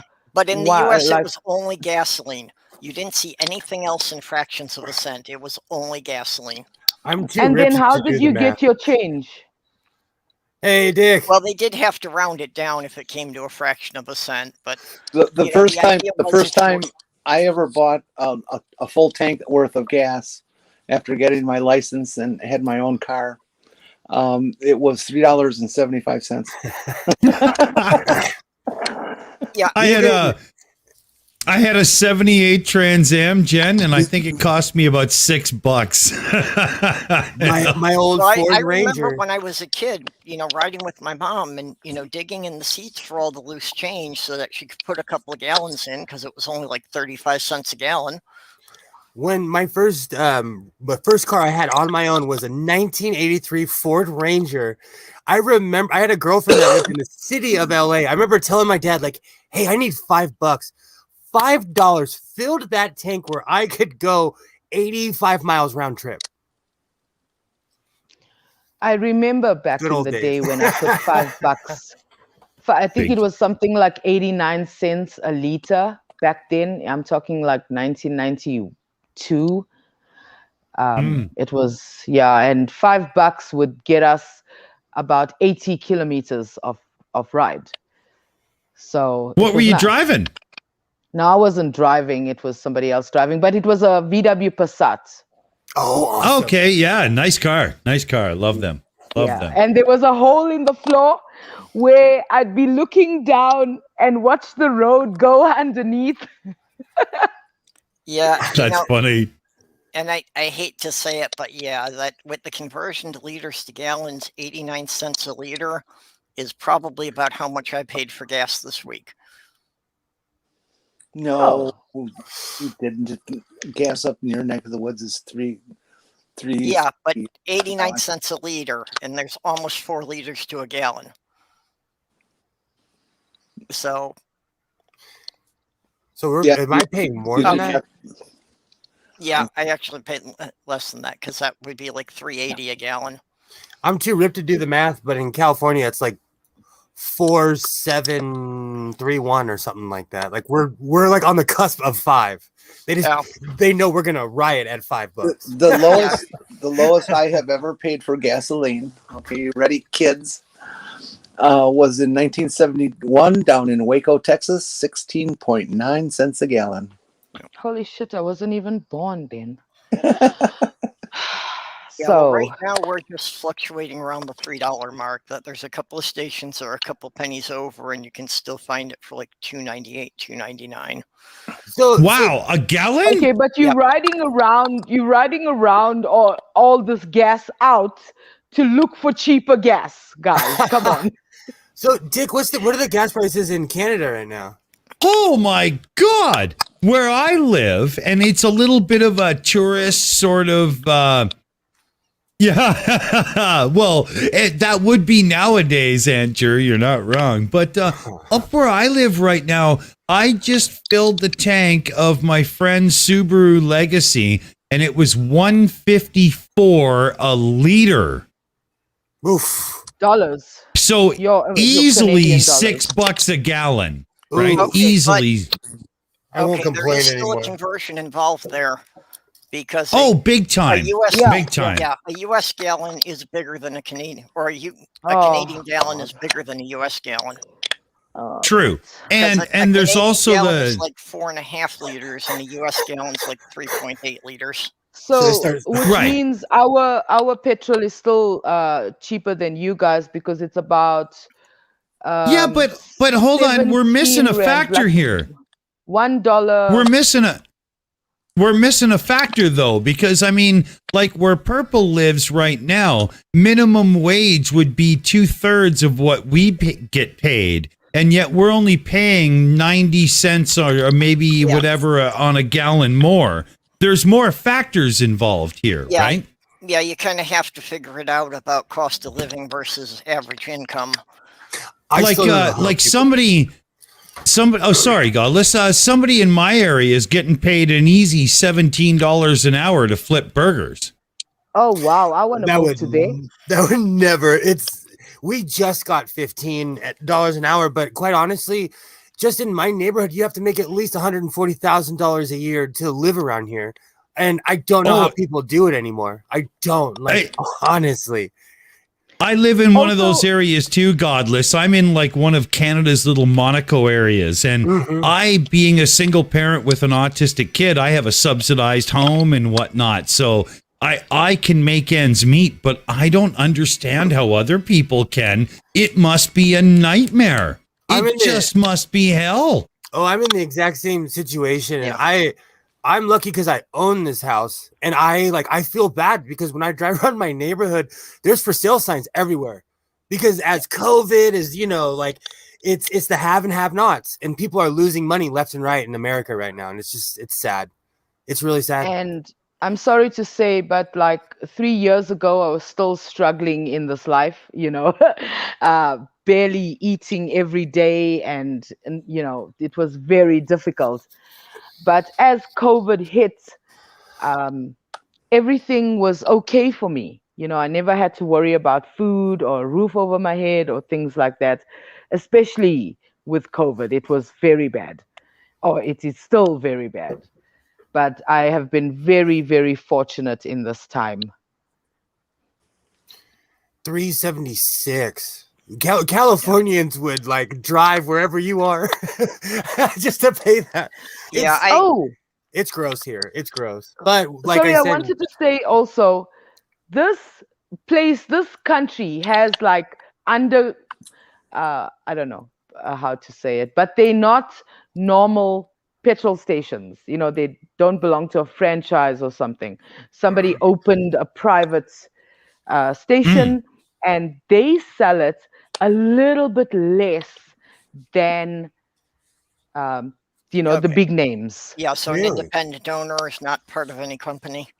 Yeah, but then it's not the same grade or the quality of petrol. You see? So you can go and save that few cents at, this no-name brand guy, and then it's not the best quality that you can put in your vehicle to keep it running for as long as possible.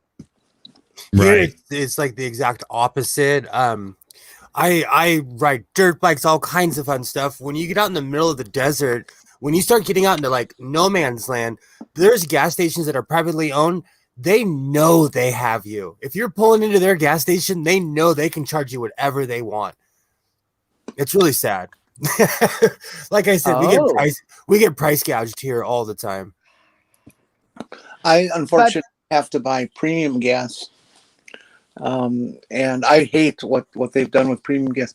There's some gas station chains around here that will charge 75 to 85 cents more a gallon for premium than for regular.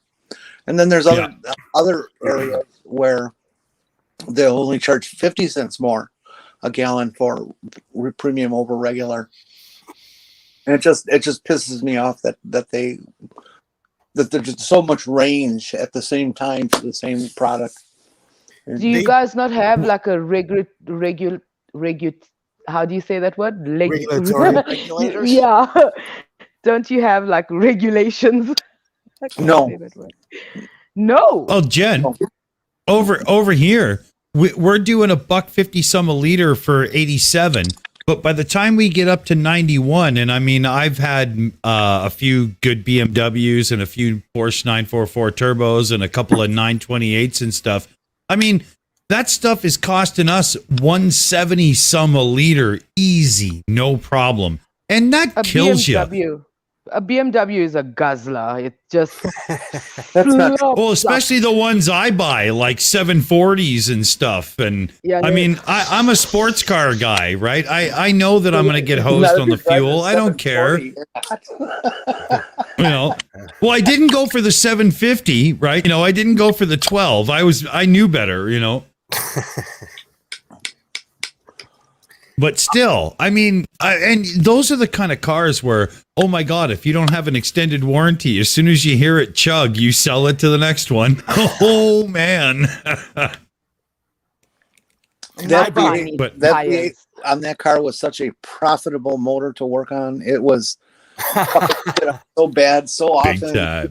we just made hand over fist on that motor. Yeah. Well, the 928 I had, they have no cylinder liners. They're bare in the block. And if there's even a slight loss of compression, you sell that car as fast as you can. Oh, dear God. I lost a truck that way. That's like a dirty sentence. Compression in general. I lost the best truck I ever owned. I lost it because I refused to work on it after the compression went out.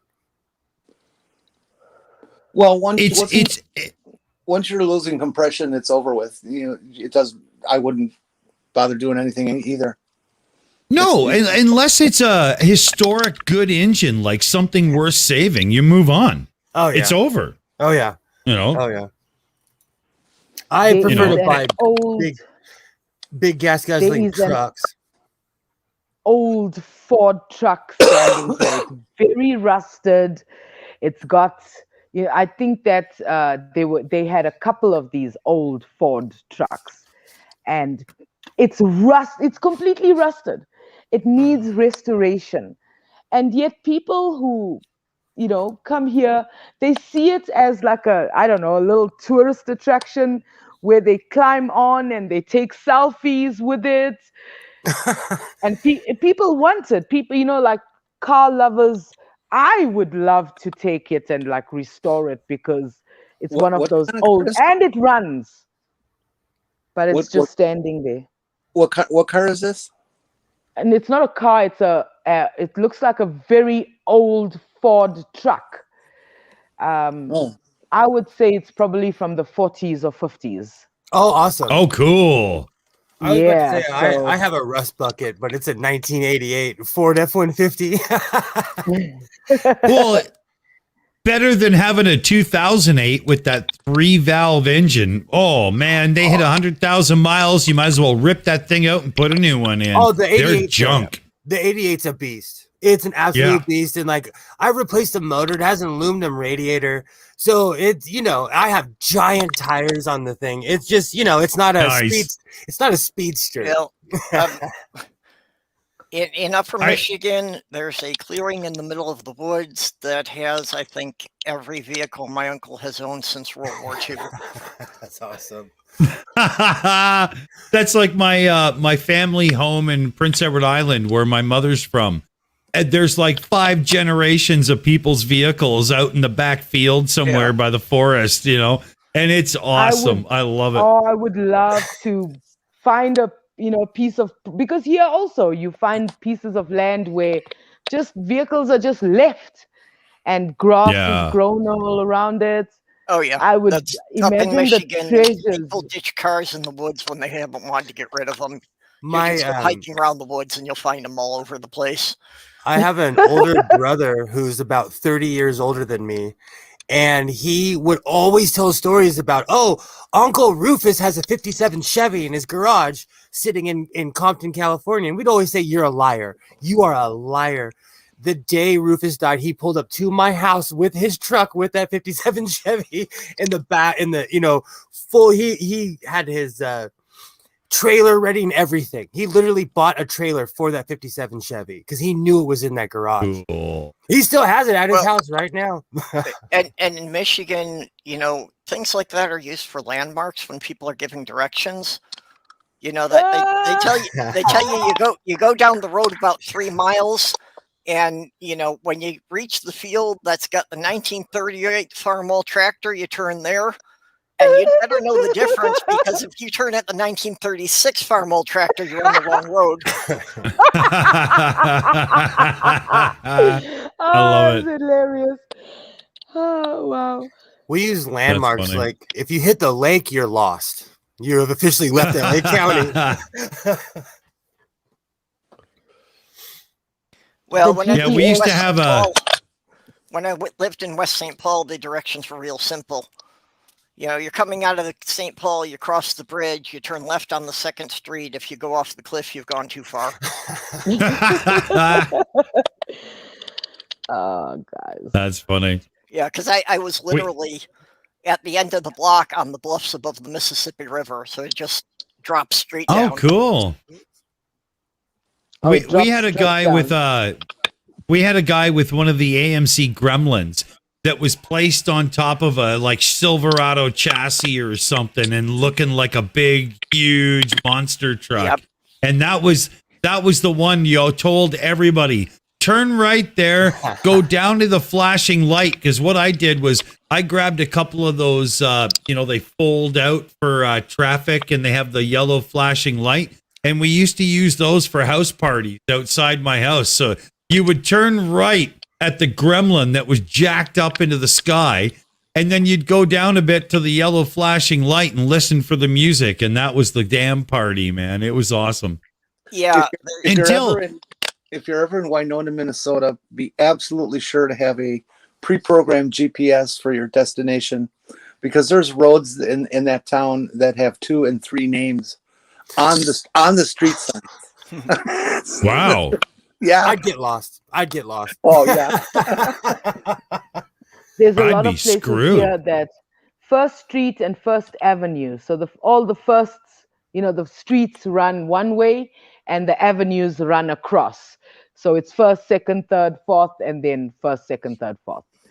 So you can easily get lost here. We have a town up here, La Crescent, and their street signs at one point change colors. If you're on a north to south street, it reaches a point where it changes from yellow and black to white and black. And if you're on east west, it does the same thing. And so you can be on some of these streets where has 4 different colored street signs. I'm lost already. You lost Yeah, I me. know. Me too. And it's like, why are you in doing Minneapolis, this? St. Paul, the color of the street signs actually has a meaning, and not many people understand it. That the green Can signs you are- imagine? the green Can you signs are imagine just the poor regular guy street that moves to town and he's like 20 years old and he decides he's going to get a pizza delivery job so he could learn the town? He's screwed. He's screwed, right? Yeah, but in Minneapolis, St. Paul, it's like the green signs are just regular city streets. The brown signs are actually county roads. The reason this is important is mostly because who's responsible for maintenance. The blue signs are snow emergency routes. This is important to know because if you've got a heavy snowstorm, it's only the streets with blue signs that are going to get plowed the first day. Oh, that is good to know. So when you're looking for a place, make sure you're on a street with the blue sign. So the new guy Or- would be snowed in and lost. Yeah, or if you're looking for a home to move into and you have young ones, make sure if you're on a brown sign, you're right around the corner from a blue sign so the kid can still catch the bus, Yeah. right? Our brown signs are for tourist attractions or rest areas, like if you're riding along on your long journey and you need to like stop off and take a break. We've got all those along the road where you can just pull off the road and rest. Now that I think about it, our street signs change color too, and I think it's to warn the tourists. Like, if it's a green sign, you'll get shot here. If it's a blue sign, you can buy a fake Grammy. A fake Grammy. I live in LA. Like, Hollywood are all blue signs, and if you take Sunset Boulevard and you head west, that's like you're heading towards the rich area where the Kardashians live. Those are all blue signs. If you go east, north, if you go in any other direction, you're in the hood. Are the Kardashian street signs just a little bit fatter than all the others? They're, just on the bottom. Yeah. That's funny. I'm going to say this as pure innuendo and truth. Their bushes are better kept. You know what neighborhood you're in, depending on the bush. I'm sorry. I love it. I love it. And that bugs me about here because people live in, they don't even bother to plant some grass or some brushes or nothing. I don't think he was talking about actual bushes. I know. No, I really was. And it was innuendo. But certain neighborhoods are better kept. They're just better kept. That's all. Like, there's money when there's like the medians have flowers in the middle and there's like, you know, trees, planted trees everywhere. You don't get that in the hood. Like where the pictures that I gave Purple, those palm trees were planted 100-something years ago. You know, that they were just put there, you know. But in other areas, it looks like paradise. Like, you know, before I moved out of Milwaukee, a trend that they began with their, you know, their boulevards with the big islands in the boulevards that they'd always plant flowers and shrubs and stuff in, is they started going with prairie plants and prairie restorations in the boulevards. They were still in the tailored shapes that they were when they were the fancy flower gardens, but now it was all prairie stuff. It was pretty neat. I kind of like that. That's awesome. I love plants. I love plants, and I've made my 2 Evo trees, guys. I'm so happy. They've got their new branches even. I grow chili peppers. Only a year and a half old. And grapes as well. And this was my first year of having a successful pot plant. So next year I'm gonna have I'm gonna have giant plants next year. Now that I know what I'm doing. But send me one, okay? I was shocked. I barely knew what I was doing, and I got a ton of weed off of my plants. So everything grows in California. It is called a weed, so it should grow. I would go outside every day. I'd talk to it. I'd water it. You know. Godless. Talk to it, yes.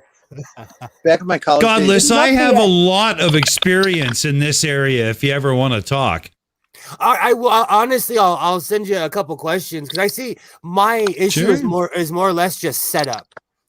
It's more or less just because I got some really fertile seeds and the mother plant is producing, you know. So I'm stoked. I'm really stoked about it, actually. Yeah, I was a Canadian rock and roller, and how do you think we pay for the bands when you're not? You know what I mean? Oh yeah. You know? It's weird to someone from my generation because pot was so outlawed. It was a federal crime when I was a kid. So the fact that I could legally grow pounds at my house is still weird to me. It's still like, you know, everybody smells like weed at the grocery store around here. Like it's and you're not even in Colorado, right? Yeah. Oh yeah, it's weird. I've made friends with people in my neighborhood because I live in a stuffy neighborhood. I'll see them at the pot shop and I'm like, you know, because you can't miss me in my own neighborhood. And like, they're like, hey, you smoke? And I'm like, you don't smoke? So it's been all positives, you know, all positive with legal pot here. Yeah, it worked well in our area. But to be honest, in our area, there was no change because everybody where I live acted as if it was legal before it was anyway. We just didn't give a shit, to be honest. You know? Canada reduced penalties down to nothing for a long time before they legalized, didn't they? Yeah, well, what we had a court thing go down about 8 years before legalization in Canada, where the Canadian courts at the Supreme Court level handed down to the federal courts and so on. Look, we're sick of prosecuting people for personal possession and so on. So we're not doing it anymore. We don't care.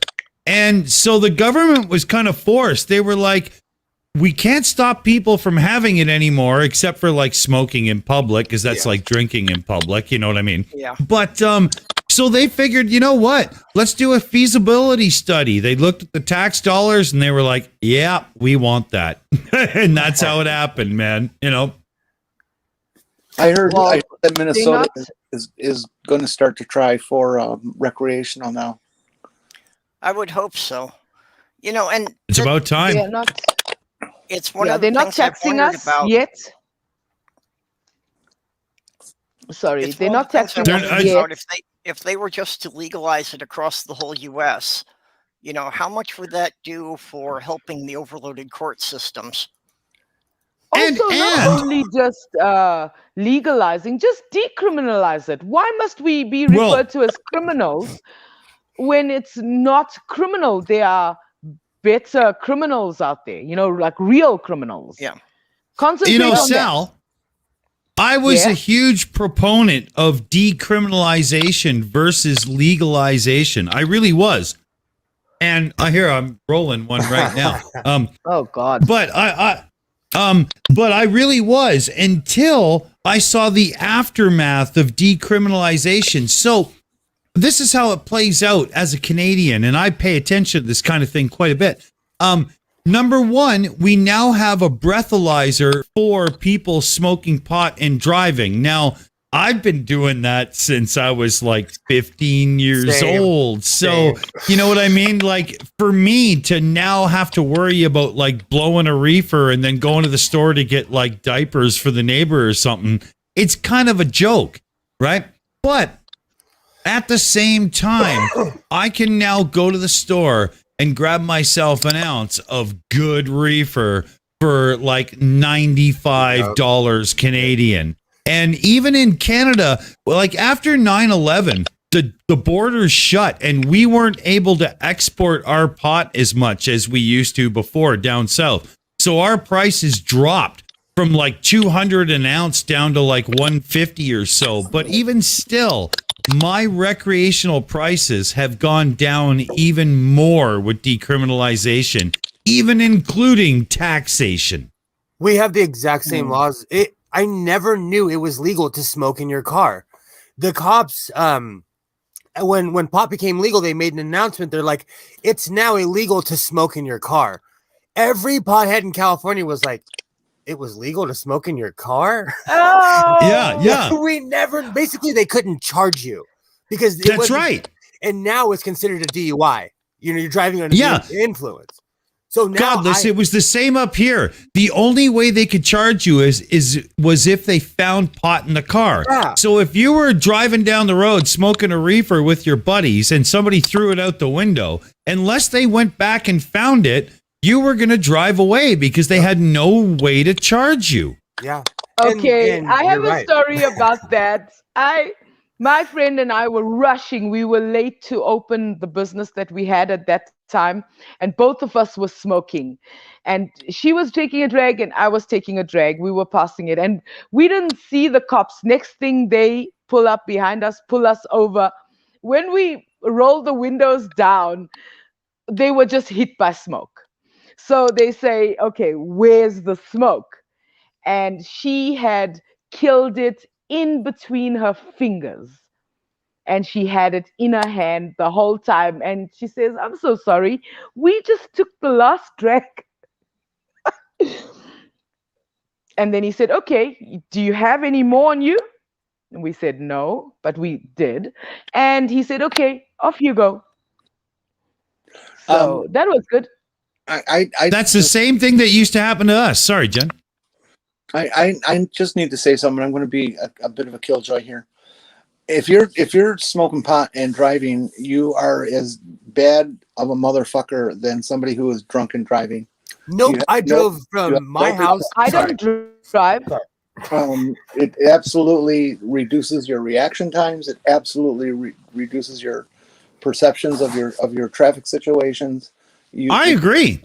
You should not drive and drag. It just shouldn't. Yeah, I agree. And now that it's legal in Canada, I can't. But I used to be able to get away with it no problem. Me too. And I will say this, though. If I like sit down and smoke 2 puffs off my pipe and put it down, I would probably blow over. But being 50 years old and smoking since I was 12 years old, I don't feel that. It's the same as somebody who drinks a lot and has 1 beer. They would blow over, but they don't feel it. The tolerance level of a human being does count a little bit, but the authorities can't account for tolerance. So they have to set the limit at the level of somebody who's completely green. And somebody who's completely green with marijuana smokes 2 puffs off my pipe, and they're a giggly fucking mess. So I totally agree with it. If someone smoked as much as I did, they would be asleep right now and then wake up and eat half of my refrigerator, Yeah. That's what's happened to me if I've gotten older I used to take 2 hits and become a giggle monster. But now I hit 2 hits, 3 hits, and I'm ready to fall asleep. Yeah, exactly. Right. It's bedtime. That's why I want it. So Yeah. I can sleep. There was one time I drove from Southern California to Seattle, and I smoked the entire way. If I had done that with a bottle of tequila, I would have died in a gorge somewhere. You know, I would. Yeah. And I've done that too. I'm not being some kind of prude here. I used to drive from Milwaukee to Minneapolis to party with friends and stuff, and I would smoke Yeah. all the way on the entire trip, even in the middle of a fucking blizzard. I'll tell you. the No, older I get- Jen, the one thing I'll say to that though is back in the day, the Mexican swag and whatnot we used to get, unless you were smoking like, Jamaican lamb's breath or Thai stick or something. Dick I Dawson, was- did I you was just well say employed. swag?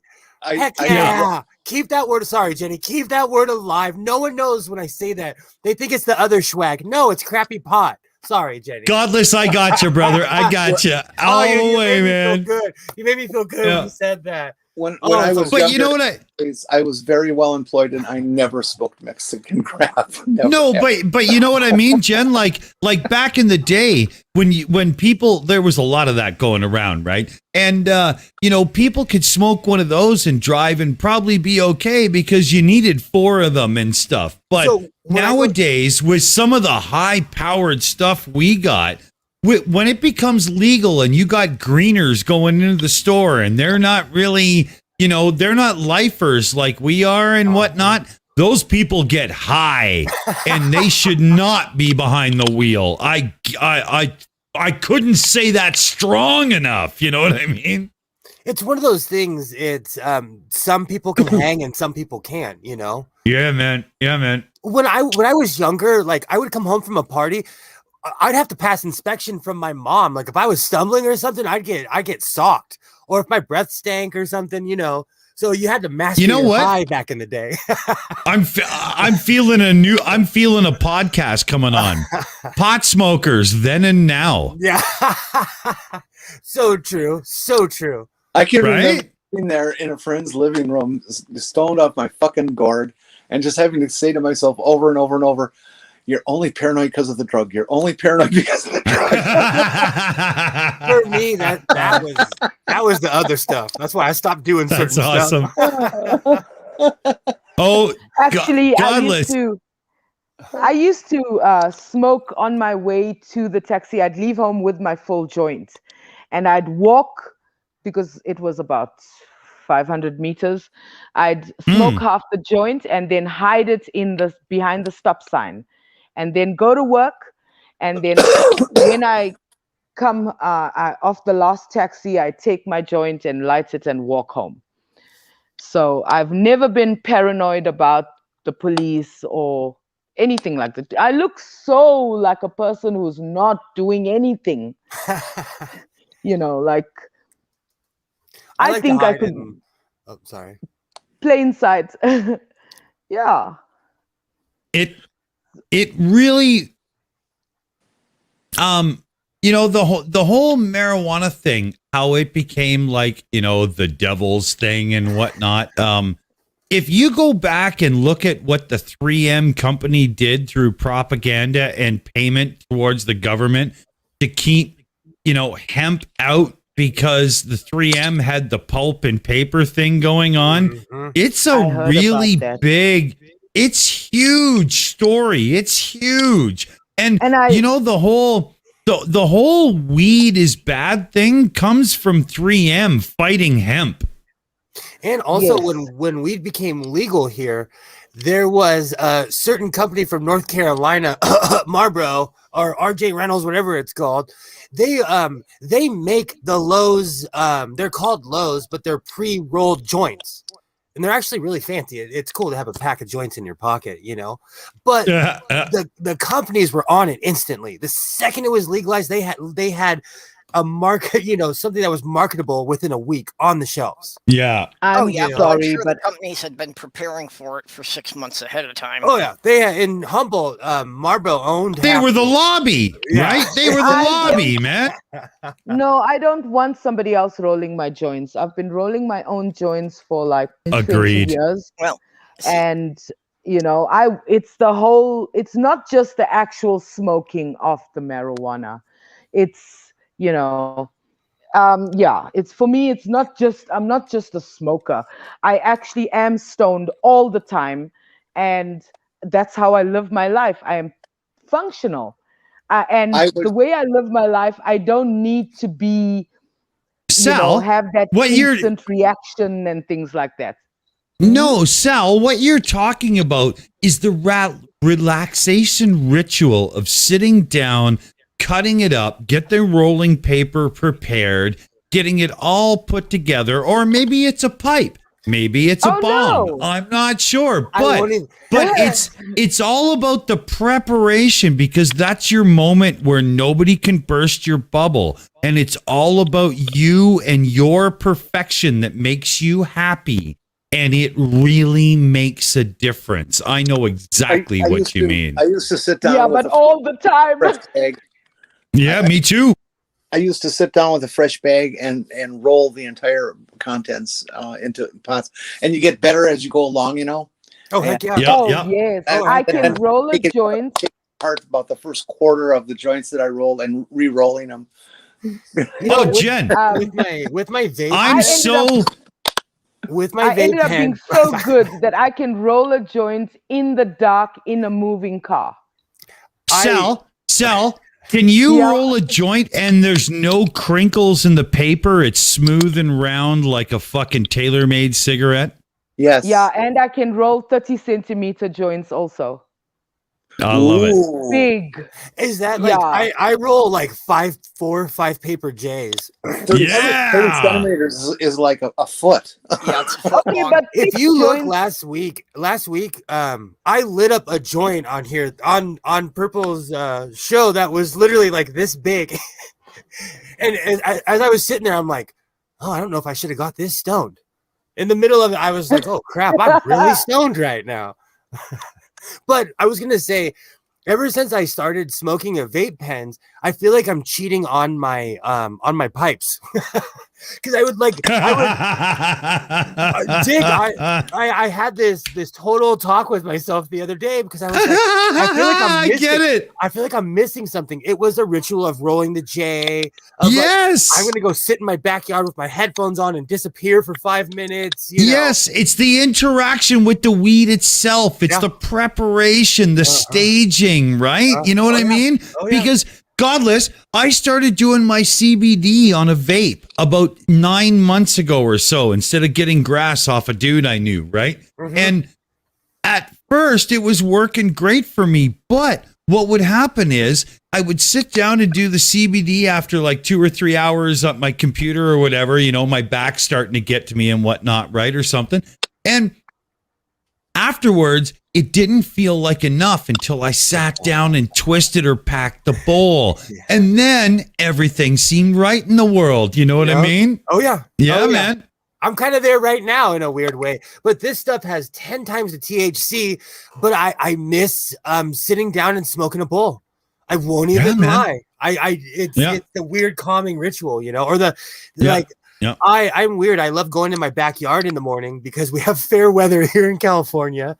And my son will eat his breakfast. He'll go in the house and I'll drink my coffee and smoke a bowl while he's doing his school, talking to his teacher and stuff, And it's the most relaxing thing in the morning. It is. We do the same up here, Godless. Like, you'll be surprised. I'm in Canada, right? Mm-hmm. And we're still shorts and t-shirts during the day. Damn right. That's because you're from there. No. It's I'm in Canada's only little desert area. Mm. Right? Oh, okay. If you go on your computer and do a Celsius to Fahrenheit conversion, we get up to 43 Celsius in summer here where I live. It's all sand and cactus. It's a total desert. So it's basically the exact same weather that we have here. Yeah. Like right now, I'm living summer still, and everybody else is complaining about dog shit and stuff. I'm like, no, not even. I don't even need a jacket yet. I'm actually editing a video right now where I jokingly, I asked the A word. I won't say it completely because it'll turn on. But this morning I asked it what the temperature was, and it said, "Oh, it's 60 something." And I'm like, "Oh, it's winter." Because around here, that's coat weather. It's because anything under 60, when it gets 59, we're freezing here. Yeah, exactly. Because right. You guys are so used to the heat. Okay. I'm a desert Here, dweller. Godless. My high temperature in summer is 109.5. That's the same here. That's the exact right. Yeah. same here. Yep. In Minnesota, we go through the extremes. So 60 degrees in October is chilly. 60 degrees in March is warm. Yeah. Oh, wow. I woke up this morning. Right. I was so stoked to put on my coats. I was so stoked because it was cold. The lowest with this past winter for us was -6. In my house, it was -6. Is that Celsius, Sal? Yes. Oh, that's cold. Okay, yeah, that's cold, baby. Oh, yeah. And this building has so many bloody holes. It's almost like a freezer, like a cold storage in here. Wow. I spent the winter freezing. I had 2 heaters, 2 blankets, that little hat you put on your head. It was like an Eskimo. But summer is coming and it gets up to about 42, 43, maybe 45. But the humidity levels drag it up because up here in the mountains, Are you humid, dry. Sal? Yes. Are you humid where you live? So you're getting, wait a minute, you're getting 40 C with humidity? Holy shit, man. Wow. And Dick, it's even worse because my house, my room, actually faces directly southwest. So when I look out my door, I'm looking southwest. So I'm getting the afternoon summer sun. So you get the 1 o'clock hot in the sun. Yeah. Yes. Now, that layer of bricks by the front part of the house gets hot. You can fry eggs on it, and if you touch it at about 2 o'clock in the morning, it is still warm. That's how hot this place is. That's crazy to me because we have an extremely dry heat here. Well, it'll be 105, and I'm like, oh, it doesn't feel anything past 90, 97. You can't feel different. Also, I have to explain that where I live, the currents from both oceans, the Indian and the Pacific, climb up land, and climb up the mountains and end up going over us, either from southeast to northwest or vice versa. So sometimes storms from both oceans can creep inland and have a catastrophe right above my head. Yeah. It is awesome, though. If you can check my videos, I have lightning videos. Oh, I've seen a couple of those. They're really, really good. Godless, you were talking about humidity, lack thereof, right? Oh, yeah. So we have that where I am. And somebody who's used to 34 degrees Celsius, which would be, hold on a second here. I can do the calculation for you here. It's probably around 90 Fahrenheit. How hot? 34. So that'd be 93 with humidity. When they show up here and I'm doing 104 or whatever without humidity, they actually feel the relief as if they're in the shade before they get in the shade. It's huge, isn't it, dude? In July, that we'll get in the triple digits Fahrenheit, but we'll have 60-70% humidity. It'll hit 40 up here, and plus 99% humidity. I Wow. Yeah, lived in and that- And I Arizona. remember Logic this past your summer was complaining that he couldn't, because he's got the mask on his head and all of that. So it was so hot that he could barely film his videos. It was just Wow. too hot for you guys. And the winter was Wow. extremely cold for us. So yeah, the weather was extreme this past season. We did have extreme weather here because at the beginning of the summer we had August weather. So it was like 106, 108, like it was ramping up. It was hot. This was one of the hottest summers I've experienced in a long, long time. So, They did say that the temperatures were the hottest or lowest we've experienced in about 30 years. Some of the places in South Africa went down to minus 13 C. So that's very cold for South Africa. Very Perp, cold. perp, I don't Yeah. know what it's been like up in your neck of the woods this last week, but we are still solidly in the 70s and tickling the 80s. oh yeah, yeah. It still has been, and that's what I was gonna say. The thing I've really noticed the most here is that the temperatures for the past year and a half have been lagging like a month behind where I expect them to be. Mm-hmm. Ooh, that's a big change. Oh, did you You know, and notice that that's both- also? Both in the summer and the winter, that they've just stayed behind the whole time. Well, I don't know. No, I disagree with that. The warm months have expanded. We used to freeze our asses off all the way through March, and Well- now, fuck, this year they were planting in May, early We May. did have what I would have said was a very mild The winter. the harvest is all done here. They usually are But- still harvesting in November. But prior to this past winter, in the previous winter, didn't you guys have like cold snaps where you got blasted with Arctic winds and people were, stranded in their houses because they were snowed in? That was 2 winters ago, not Yeah, this past winter. we had some nasty cold, but it was nothing that you weren't already used to. It actually was a bit of a surprise because we had been so warm over the last number of years, and all of a sudden it got back to normal, and so a lot of people were shocked. It got to 40 below zero in my neighborhood. I think I have figured out how to look out for lightning, because right now it's actually quite chilly. But if the clouds did clear a little bit and the sun was, allowed to shine through and warm up the air, we can have lightning in the night.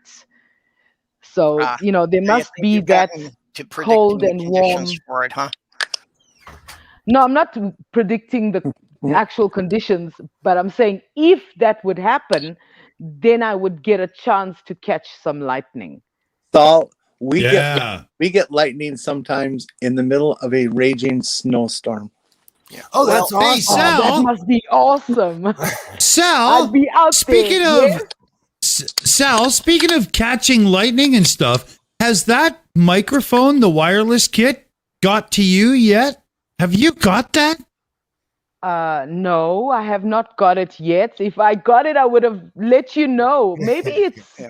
Fuck. my country.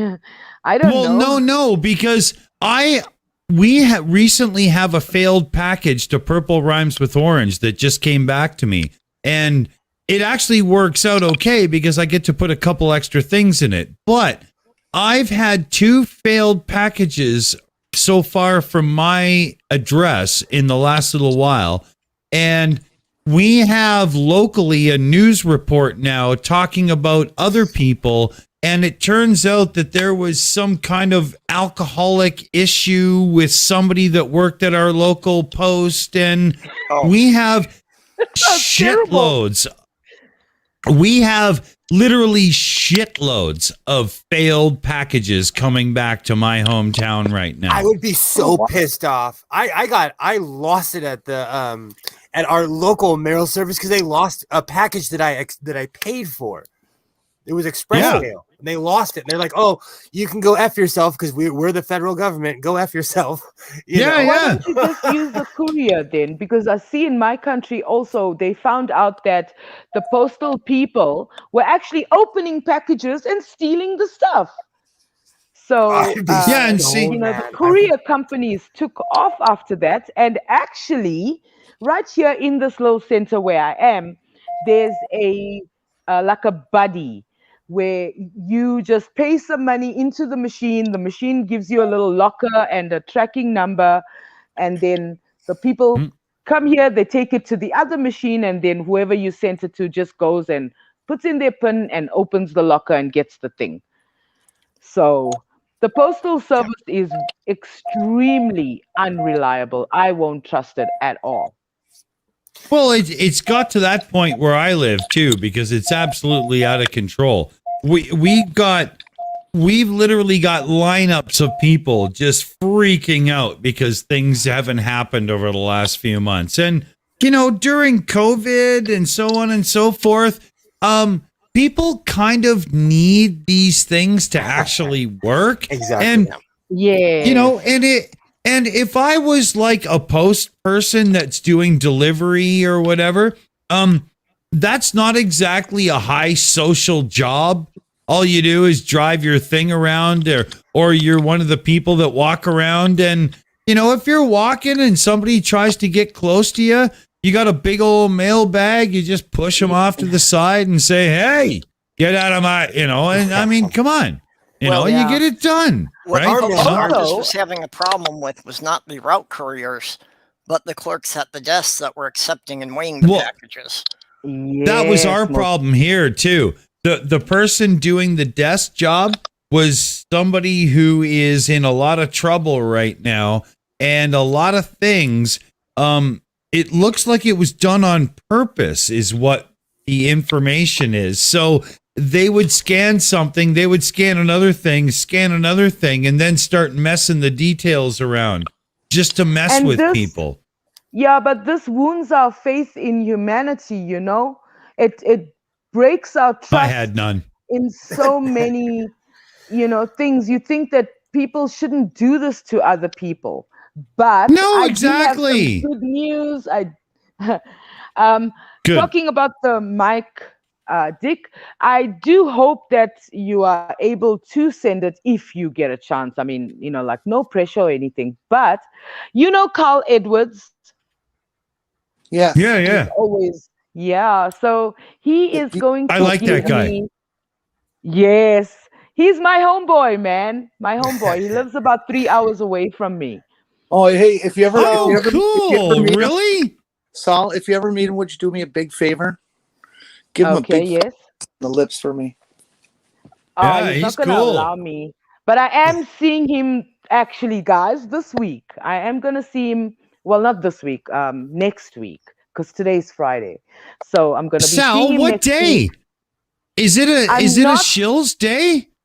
I'm not sure because let me just tell you why I'm going to see him. Oh, okay. I didn't realize there was more to it. Sorry. Okay. Yes, he's giving me a laptop. Unfortunately, it doesn't have a working hard drive, but it is a laptop. So he's going to drive through and I'm going to meet him about 30 kilometers away and I'm going to fetch it from him. So, Cool. Sal, yes, I'm so a that's tech what he's support doing for person. me. I'm a tech yes, I support know. person. Please get a Yes, hold of me and we'll make sure you get a nice cheap SSD drive and make that thing hum. Yes, I would love to, you know, because I mean, I know that it's not the complete thing, but at least it's a start for me, you know. And he did It'll say be awesome. Yeah, and he's also quite I think he's a software engineer. So Oh, Yes. he is one smart SOB. yes, If you want to start for your channel doing like OBS live streams and stuff, you know, more akin to the way we do and whatnot, I could give you like a 2-hour Google Meets lesson and you'd be like, yep, cool. Thank you. I'm good. And you'll be fine. It's not that hard, actually. look, if you have 2 hours to spare me, I wouldn't mind once the laptop is here because I know you're a busy person, you know. So Oh, I am, but I've taught many people already, and I guarantee I got time for you. And I've We'll be also fine. Thank you I've so also much. watched a ton of tutorials. I've learned so much just off of YouTube about my computer. It's not even funny because I got an Apple, a brand new MacBook. I've learned so much about it just watching tutorials. You know. Dude, I You guys are used to so do funny. Apple corporate tech support in Markham, Ontario for big business. That was my thing. I was the whiny guy who would call every 2 days. I did Oh, this you wrong. were. I did this Yeah. wrong. Yeah. How the hell did I? Oh, walk no. in? Dude, I wasn't the guy you called. I was the guy that showed up to fix the servers and stuff and okay. whatnot. And Let They me have- tell you how I can mess up. I removed the ownership of my Discord server. So I had a crown. The one moment I had a crown, then I did something, and then I had no crown. I was smart. I gave the crown to Mippet because, you know, I had to give it to somebody who could actually follow through, and God knows that's not me. That's Don't terrible. feel bad. I almost completely deleted my computer 2 weeks ago, and the Apple support person was like, "I'm so glad you didn't do that because when you delete everything, you delete the startup program." That's funny. But godless, for me, it's not the tech. I'm not scared of the tech. I can build a Discord server like nobody's business. I built the original shills and then the iNetwork and whatnot, right? But I can't handle the social media aspect of it. I sound like I'm, you know, the chattiest person and blah, blah, blah, but that's because there's 4 of us, 5 of us. You know what I mean? When I'm in a big group, yeah, I just go and sit in the corner and roll one and have a beer and shut up, man. I can't do it, you know. I'm the worst. I'm the worst. Like in real life. Like in Okay. real Yeah, life yeah. with people. I Junie's can't do looking it. for advice on a new computer. At So one I'm time in my spoiled. life, Oh. I was the life of the party. At one time in my life, I was So the life Judy, of the party. I'm spoiled. I bought a brand new MacBook. They think for you. So if it's something you want to turn No. on and instantly want to, like, you know. No, godless. Hold on. You got to read the question. She's talking. I think it's she. What is the best for streaming games and video editing? Streaming games, you do not buy a Macintosh. No, Video editing, you need a graphics card with a decent amount of VRAM and whatnot. Plus, it doesn't, Junie, get a hold of Purple and PM me in the background because you're not going to buy a pre-built system for this. What you want to do is buy the parts and then put them together. And that might sound scary, but I swear, like, you know, a And I 10-piece Lego is harder. It's No, not I think anything, that's right? the best option. That's why I'm happy that It he's is? giving me the laptop. Because I'll be able to build that laptop up the way I want. Yeah. Well, depending on the laptop, because like the CPU could be soldered to the board and then you're not going to upgrade it and stuff. But Yeah, and he said I can. Yeah, he but said he's you're put you dealing back with in- somebody. Well, you're dealing with somebody who's going to make sure you've got an upgradable path. So I'm pretty sure it's going to be the right device. But number one, if you have the room and you have the layout in your home, don't get a laptop, get a desktop. The performance gains are unimaginable, but it's not attainable for everybody. And I understand that, right? Oh, he's giving But- it to me for free. Even I can't. I'm just like Well- like jumping out of my skin with excitement because a laptop here, the cheapest one, is 15 grand, and yeah, that is like a bare minimum laptop where you gotta put. But Sal, everything you're extra also a in. creator, so that's a big thing, right? This is going to be huge for you. It's not Oh, just yeah. a bigger screen to watch, right? You're going to Oh, be yeah. able to go, yeah, look at me, baby, you know? I Like can I'm actually talking. see what I'm writing, change the font the way I want, because sometimes I put the font on the Yeah. screen. I'm working on a phone screen, right? And it looks good on that very tiny portion in the app. But then when I render it and I look at the video and I think, damn, this writing is giant. For as much as I'm praising a laptop, I'm talking to you on a desktop right now. I'm talking to you on my phone, darling. Oh, it's okay. I do everything on my phone. Okay, my phone Yeah. is very nice though. But my phone is very nice, and if it can't do something, I can just Oh, get an but app. Sal, you wait. I've got 3 screens in front of me, and I've got 3 virtual screens as well. You wait till you have your computer, and then you plug it into an external screen. Now you've got 2, and you're gonna shit. You're Yeah, gonna my hubby shit. said It's gonna we are be just awesome. yeah, we are just working out the budget. You can buy a normal TV, and then there is a box where it Yeah. actually turns the TV into a computer screen. Mm. And it's cheaper than No, just buying a computer screen. No, the laptop he's giving you will have an HDMI output that will Exactly. go right into any TV. You need no box at all. Stop right there. You PM me to after. turn the TV No. into I was the about to say, internet. I have a 32-inch television right here, and it's just hooked up to the HDMI, and everybody's humongous. Oh, my TV Yeah. was struck by lightning, guys. I don't think that's why I need a new TV. Don't deter me from buying a new TV, okay? I'm not. I'm saying buy it, but you don't need the Yeah, I conversion need a box. big- The laptop will plug directly into it with an HDMI cable. Done. I'm in South Africa. Hey, Yes, I do. maybe, yeah. I will check this TV. Probably you're right. Maybe we don't need to buy another Oh, one. I know I am. Well, Trust me. but this Trust TV me. is Just too send small. me, Sal. Just PM me the model numbers of the equipment on Discord, and I'll make sure you're good. No problem. All good. Okay. When he gives me the laptop. Yeah, exactly.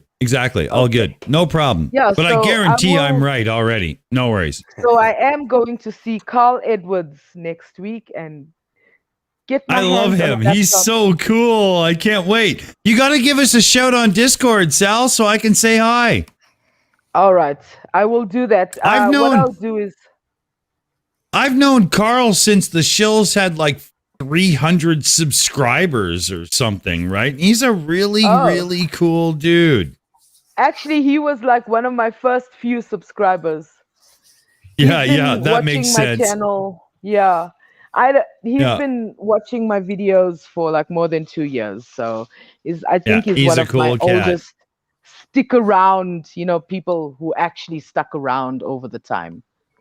Yep, So Cool. yeah, and I like yeah, him. and I did say, I pay for it because laptops are expensive, right? You can't just give it away.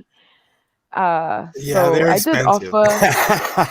Computers in general right now, because of all the chip shortage and everything, they are expensive. Yeah, Yeah. but for somebody like Carl, this might very well be a matter of, well, that's the old work computer. Just take it home and get rid of it or give it to your child or whatever. Here's your new one.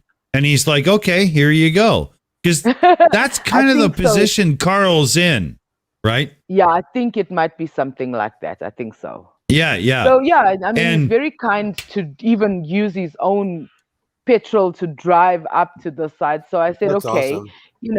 Yeah. I'm so stoked, guys. It's very difficult these days to find somebody that's just gonna give you stuff. Yeah. Yeah, and even bring it, and he's almost like he doesn't like to go out and be in public. So I Yeah, told yeah. him, okay, just to do him the courtesy, I'll meet him not halfway, 3/4 way, like, or quarter from my side. So I'm very looking forward to that. It's That's cool. going to be a good experience. And yeah, the fact that he's a homeboy also makes it Okay, even so- more. Yeah. Okay, the reason I've had to move up my start time 2 hours was I'm supposed to be getting to bed at a consistent time. So I need Okay. to start wrapping this up here. Oh, I know that feeling. Oh, Well, I'm too working well. with a sleep psychologist who is, trying to get me Yeah. into a regular pattern. Not that I ever in my life have ever had a sleep schedule, and I'm also convinced that my body is completely oblivious to the concept of a 24-hour clock. But Yeah, I was about to say sleep schedule. What's that? All you have to do is have a child on the spectrum, and schedule will be your greatest ally. Let me tell you. I have been in a situation of raising up to 3 teenagers at the same time, so that'll do it. spectrum, but still. Yeah, My no, son's 3 at a right now. time will do it. Different, because I can get up when I need, and okay, sleeping might be a little bit of a problem, like actually getting to sleep. But even if I don't get enough sleep, if you say, okay, at 3 o'clock in the morning, please join us for a chat like this, I will get up and do it. Well, I don't have any problems with time. what has always astounded me is that, I generally only get 3 to 4 hours sleep a night. So I'm usually in what I consider zombie mode. Oh, so it's a standard for you then? Well, but what I don't get is that almost every place I've worked, they go on about me being such a good worker. And I'm like, I'm functioning at less than half of my capacity. If you think I'm one of the exceptional guys, you've got pretty fucking low standards. As an employee, as an employer, most people shut their brain off when they go to work, especially if it's repetitive. Especially if it's repetitive. I have had some employees that have just put the sense of awe into me that they were so good and so concerned that they were doing a good job and so attendant to their schedules and committed to honesty and fairness and all these kinds of things that matter in the car business, because it's just the car business. I've only had like 2 people that really burned me that I really didn't appreciate much, and one of those, he was a great guy. He just couldn't keep up with the work, and so he had to go, and it was completely amicable, and we're still friends today. You never got anyone that lied on their application? No. Wait. I have everybody I ever hired, I hired because I knew them or knew of them or was a direct referral from somebody who I had immense trust from. We never had applications or shit. Okay, well, we need to go around. Let's do the wrap up here. Sal, why didn't you start? You got anything coming up you want to plug?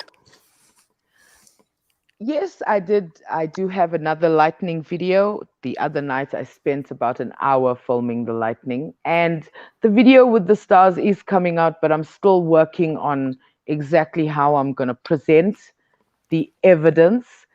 And otherwise, just sunsets and sunrises and clouds. And Purple, the previous video, I did say that I'm going to put your link in, but that was already, recorded. So your link will be coming up in this video. So anybody who watches my video, please go subscribe to Purple. I know he or she, I'm sorry. I'm so sorry. It's okay. People are still adjusting. You think that your channel is stagnant, but I think that if all of us put our resources out there, we can help you build, because, this talking is fun. Absolutely. Well, thank you so much for having me. I have got the idea that if I actually want my channel to grow, I might actually have to put some effort into it. So that too. I really won't complain too much about the number of subscribers I have until I start putting out edited videos on a regular basis. I do have 12 new subscribers, guys. I think that is very... I'm one. Yes. And also the Lavender Lady and Dick Loki Fish Mars subscribed to me, and I did get to chat with him. So cool. Yes. So thank you for that one. And Purple, a lot of people. I guess I am starting to move a bit. I'm up to 482 now. Awesome. Nice. Yes, the last time I checked your numbers, it was like 460 something. I was stuck around 460 for like 8 months. You know, that I had kind of plateaued there, so I wasn't sure if I was ever going to get up to 500. I'll make you feel better by being stuck on 160 for like almost a year and a half. Yeah, I guess I need to, like, you know, start planning out 500 subscriber thing then, huh? I think so. Well- And yes, why not? Big time.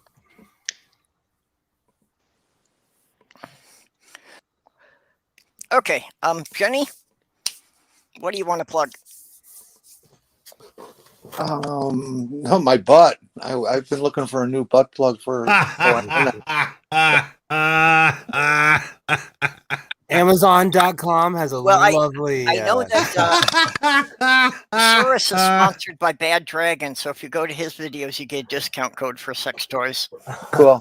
I appreciate the tip. I have nothing really to plug outside the usual Friday night movie night at 10:30 Central Time, and this weekend we'll be hunting around and looking for something to do. I hear I'm going to be involved in my first ever D&D game on Sunday. Somebody finally talked me into. On whose channel is that? Then? It's not going to be on a channel. It's going to be a private thing. I thought you're in it too, aren't you? Not that I'm aware of. With Crazy Catnip. No, I wasn't aware of doing any role playing. Oh, I thought you were. Well, anyways, I'm getting schooled in D&D, and I had no idea what it was and what it involves and everything. So today we spent about an hour or so setting up my character. Yep. Whose name is what is it? Apparently I'm a fairy, which surprise. And my name is Gwendolyn Faye of Hothgar. Duh. Okay, Jenny. What? This one, Sammy Jenkins says, so do you have an Amazon wish list? I'm always happy to support anal play in all forms. There you go. There you go. New butt plug. No, I don't, but I'll put one together for you and let you know, Sammy. Yeah, actually, Yeah. No, seriously, Jenny, I do need you to set up the Amazon wish list to let me know about the headset that you were looking at. Yeah, I know. Okay, because I don't know which one you need to work with your phone. Yep. Oh God! When it comes to a mic and stuff to work with your phone, talk to me before you look at headsets, please, please, please, please. All right. Well, let's hang on. Let's hang on here after Perp signs off, and we can talk now. Yeah. Okay. Yep. Cool. Work. Cool. Okay. So, Dick, what have you got going on? Well, we got Shill's Pub Chat Friday night, so I have no idea what's going to come up. These days, we always talk about, like, you know, anti-mass protests and current news events and stuff, but there was, you know, talk of the flat earthers targeting kids on TikTok. You never know, right? But Saturday, we've got Riley, Oakley, Dell, Pratt. Like, we're going right to the roots and attacking the worst. So, you know, if you're the type of person that watches YouTube with your oven mitts on, you know, Google the Shills. Come check it out. But if you don't bother, because it's going to be rough.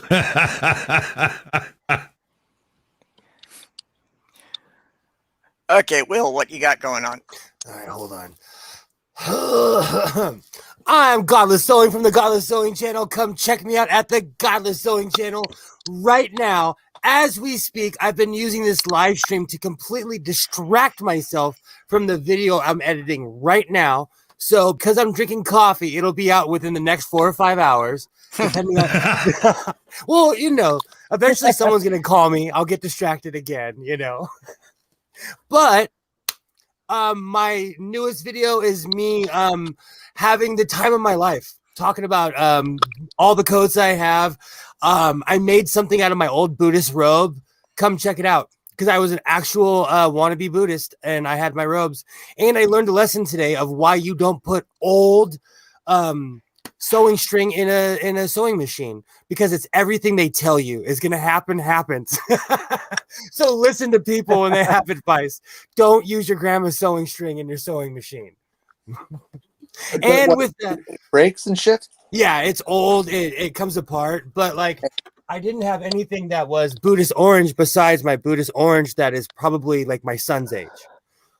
I would say this is advice that holds true for Pornhub as well. So you know, yeah. Be careful with your old string. So, with that being said, Godless Sewing Channel, go subscribe. It's just pure mayhem at this point. I take myself and I pour myself into a video. It's all fun. Will, And one sewing. question. And sewing. Yeah. What's the name of your channel? Godless Sewing at godlesssewing.com, which I just recently bought. Godless Sewing.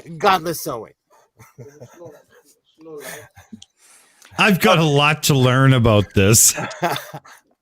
old school advertising. You just annoyingly say it over and over, and it'll get in someone's head. You know. Yep.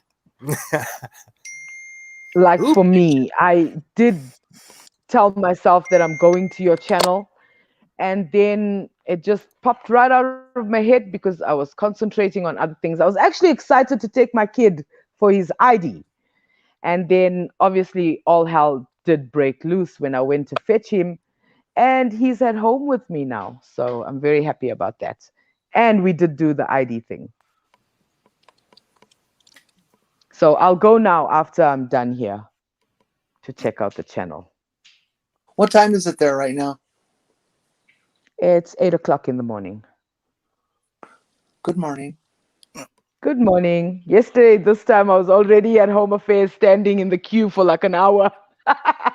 You look lovely in the morning. Would you like some coffee? Okay. So Oh, please don't say that.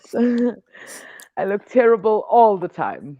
okay, so I will be back here again next week, Wednesday at noon and Thursday at 10 p.m. Central Time. We'll probably be showing up with Dick on the Shill shows. As far as movie night this week, that's kind of in question at this point, because Cy Strikeling, who runs movie night, was saying that after work tomorrow, she's going to try and get into a walk-in clinic to have some dental work done. So I'm actually betting that either she won't get it done and she'll be in too much pain, or she will get it done and she'll come home too drugged up. So I'm not counting on it happening. Just to let people know.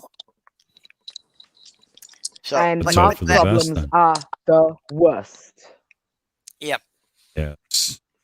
So You're with sorry. that, I would like to just thank my Patreon supporters, and several of my supporters have gotten to be more generous in the last month and up their contributions. So I very much appreciate that. From Greg Hartwick, the Lavender Lady, Junie,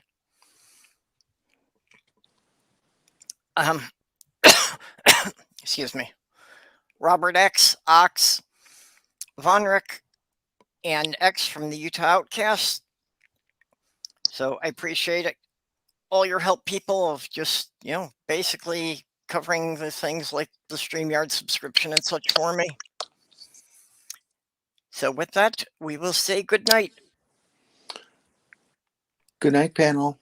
Good night. Good night. Good night, chat. Good night, Drywall. Good night.